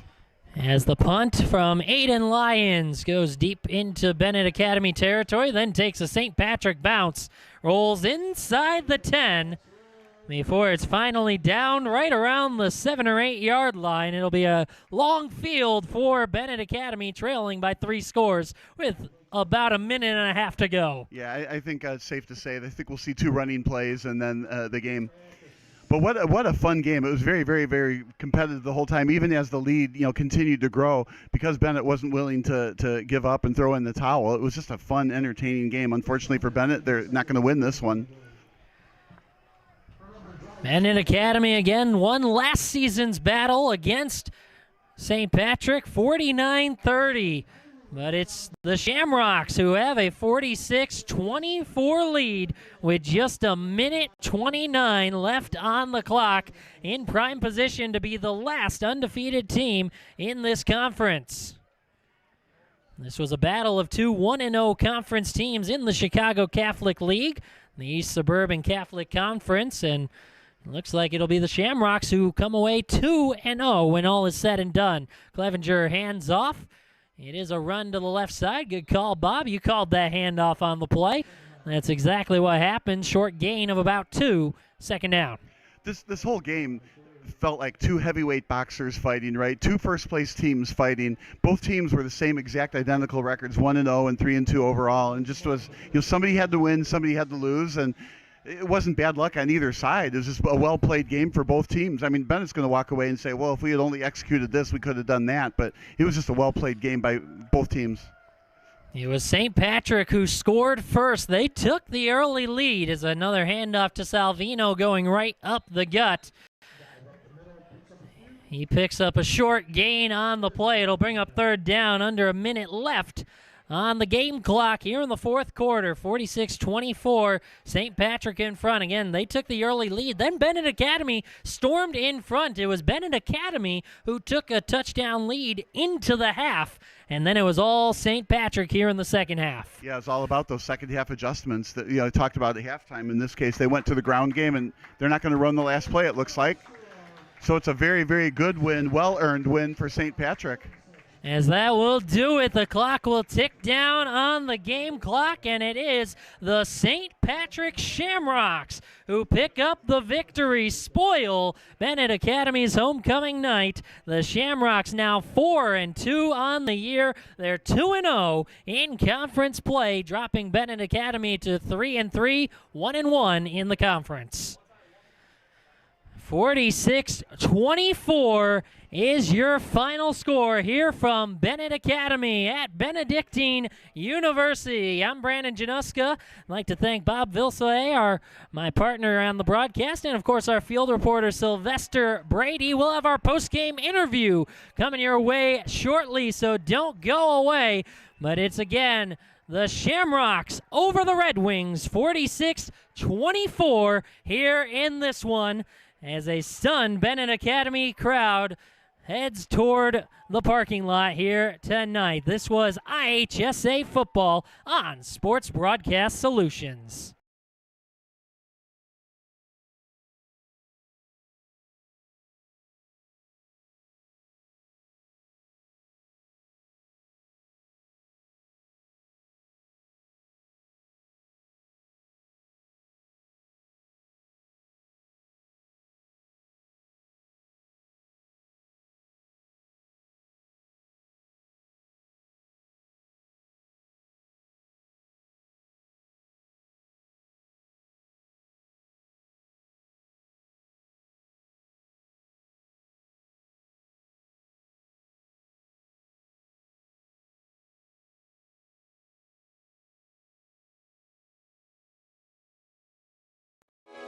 Sports Broadcast Solutions is a broadcasting network for everyone. SBS offers live telecasts on Channel 59.3, YouTube, or Twitch. We include pre- and post-game interviews with the players. I started in the locker room. All the boys were getting going before the game and stuff, and we kind of found a little click at the beginning of the game, so I think that's what got us going. We also include digital live statistics, play-by-play commentary, team highlight reels, and even more than that. Go online to sportsbroadcastsolutions.com or search Sports Broadcast Solutions on YouTube. SBS, a broadcasting network for everyone. Sports Broadcast Solutions is a broadcasting network for everyone. At SBS, we offer a professional broadcasting experience for the non-professional athlete. Just like the pros, we offer everything for you. Play-by-play commentary. A no-hitter at Kane County Stadium. 15 strikeouts. one walk, one air, and that's it. Color commentary, highlight reels, recruiting videos, and much, much more. Unlike our competitors, we zoom in on the action and always have a live scoreboard with a live time code. If you're ready to have your next sporting event feel like CBS Sports, then make sure to call Sports Broadcast Solutions today. Our phone number is 330-957-7653, or you can go online to sportsbroadcastsolutions.com. SBS, a broadcasting network for everyone. Missing your child's sporting event just plain stinks. But you don't have to worry about that anymore, thanks to Sports Broadcast Solutions. SBS is a live broadcasting network, as well as covering your on-demand needs, recruiting videos, highlight reels, and much, much more. We can broadcast live to any website, and we also post as much on-demand content as you need. For more information about SBS, check out our website at sportsbroadcastsolutions.com. Sports Broadcast Solutions, a broadcasting network for everyone. Sports Broadcast Solutions is a broadcasting network for everyone. Let SBS broadcast your sporting event. We have experience and can generate excitement and permanent digital memories for your team. Tonight. That time, finally a goal for the Stampede! We have professional videographers using high-definition modern-day cameras, color analysts, and play-by-play announcers with state-of-the-art, classy graphical scoreboards to keep you updated. Plus, we have commercials to advertise your team, club, or sponsor, and us. Plus, we do pregame and postgame interviews. Hi, everybody, and welcome to the postgame show brought to you by Marion Central Catholic. My name's Kyle Smith. Well, my name doesn't matter. These young ladies matter. It's senior night as the Hurricanes win a battle down the stretch, 48-46. Hi, I'm Carrie Kramer. I swim 50 breast, 50 free, and 100 back. Whatever your sports broadcast needs, we are at sportsbroadcastsolutions.com. Check us out and become part of the digital sporting world. Sports Broadcast Solutions is a broadcasting network for everyone. Instead of spending hundreds or thousands with all these college recruiting sites, let us put together your college highlight reel. For just a fraction of your potential college scholarship and significantly less than these recruiting services, we got this. In addition, we put together highlight reels for teams, including high school, your club team, or travel team. My teammate gave me a great pass, and I just took it. Other team slashed me, took the opportunity, saw where the goalie was weak, and I just shot it there. Solon, O'Connor, and Marsh back on defense. And Marsh gets a blowout. We got a breakaway at 2-0. A shot, and his goal! So 3-3. The power play was officially over. Whatever your sports broadcast needs, check us out at sportsbroadcastsolutions.com. Check us out and become part of the digital world. Sports Broadcast Solutions is a broadcasting network for everyone. For those of you who would like to broadcast or live stream your event, or maybe make a highlight tape, but would like a sponsor to fund the event, SBS has a myriad of ways to advertise your sponsor during our broadcasts. We have commercials.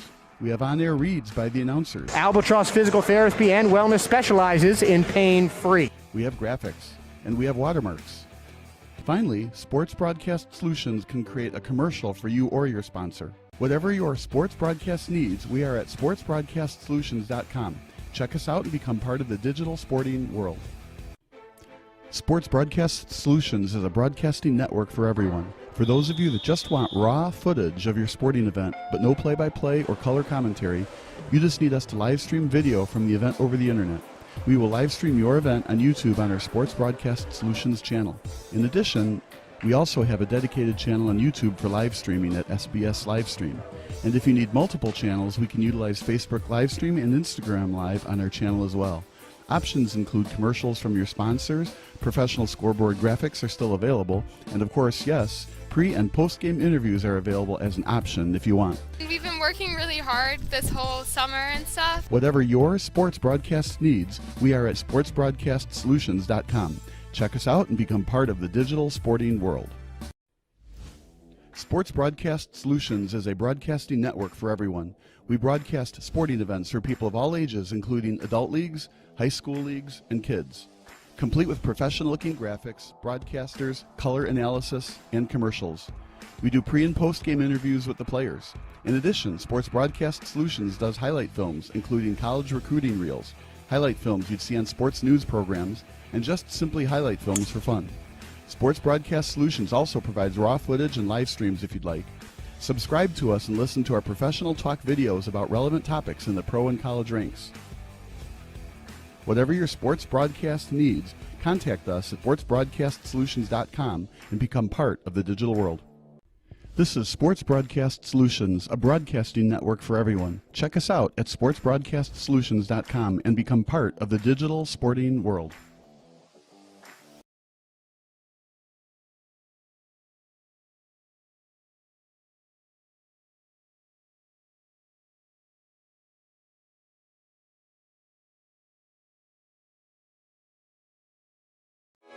Sports Broadcast Solutions is a broadcasting network for everyone. SBS offers live telecasts on channel 59.3, YouTube, or Twitch. We include pre- and post-game interviews with the players. You know, it started in the locker room. All the boys were getting going before the game and stuff, and we kind of found a little click at the beginning of the game, so I think that's what got us going. We also include digital live statistics, play-by-play commentary, team highlight reels, and even more than that. Go online to sportsbroadcastsolutions.com or search Sports Broadcast Solutions on YouTube. SBS, a broadcasting network for everyone.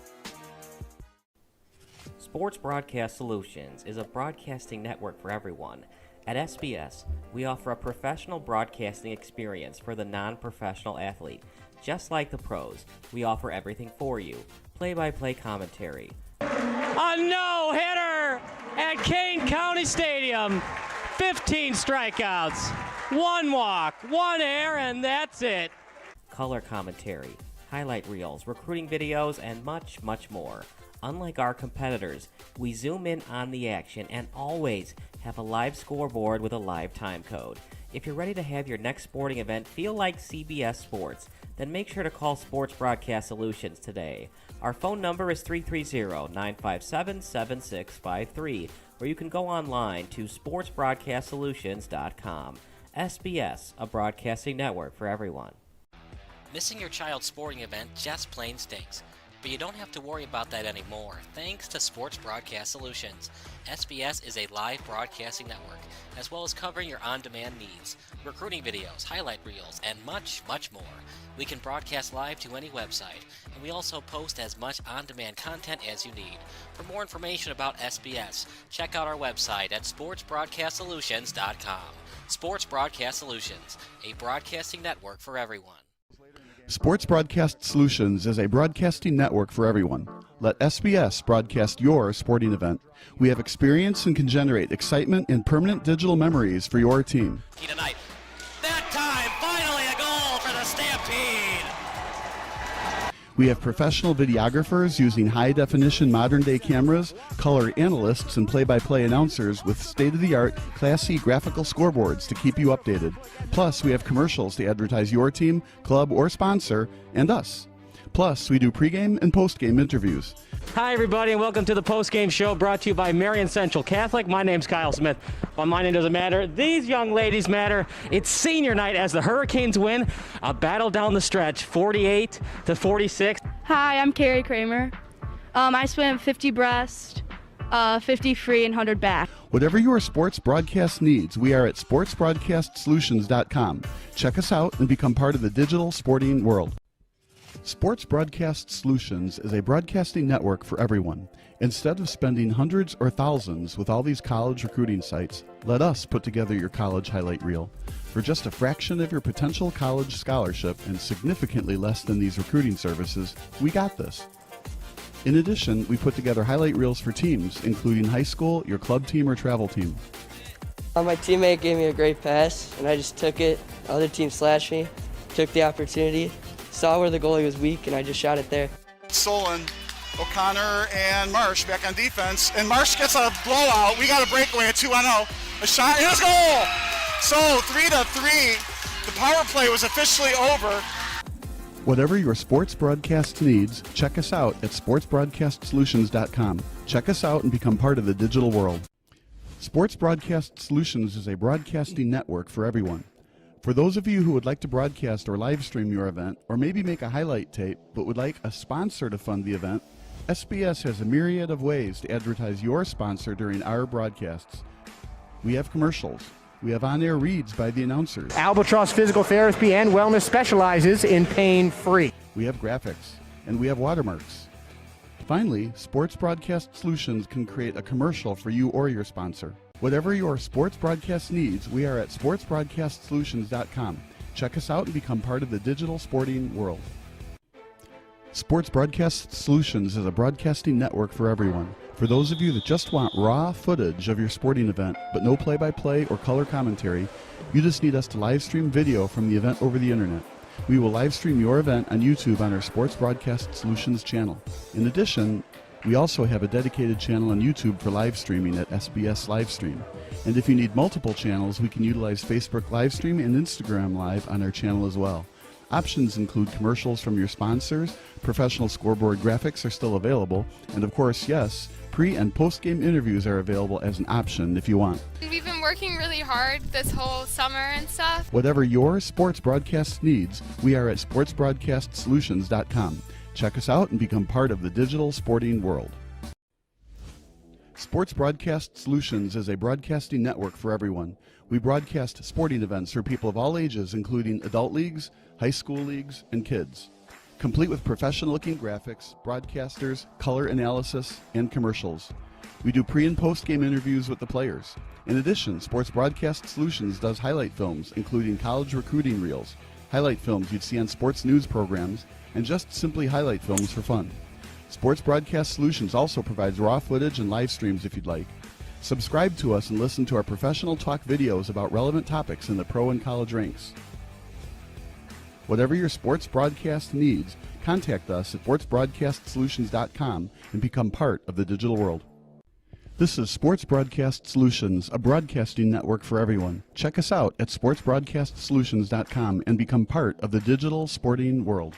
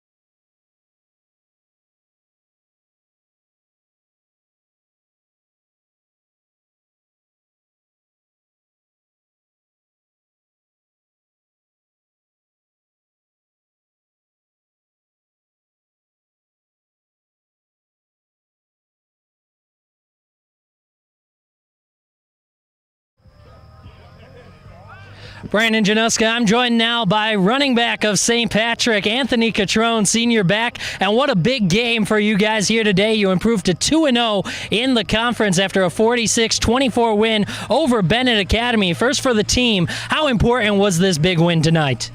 This was everything. I mean, that we lost early to Yorkville, and I was nervous about the season.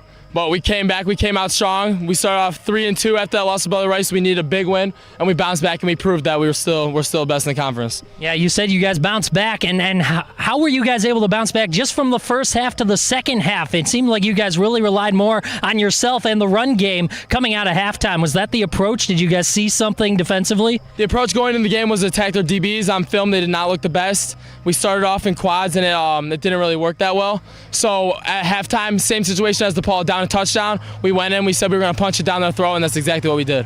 169 yards on the ground for you, 3 touchdowns on the night. You're a senior. You've been in this program for a little while now. Your experience, how has it been? How has the shift been with Zibikowski now at the helm? Last year, I broke my leg. I wasn't able to play all season. I was out the whole year, and I only played 1 game, and it was a rough game. And we came out. I feel like the culture was really bad last year. Coach Zibikowski came in on no BS. He came in. He made us come in 5 in the morning, like 3 times a week, and that really built a culture. That really pulled us together over the summer, all the time. He really just built us together, and that's why we were able to come back and stick together through those ups and downs. Yeah, well, it's been a great turnaround for the program. You've already doubled the win total from the last 2 years. You've matched the last 2 years combined with those 4 victories, and still plenty of time to add on. Yeah, I'm excited. I'm excited. We're going to make the playoffs, and we're going to show everybody that we're serious about this. Well, best of luck on the rest of the year. Thank you.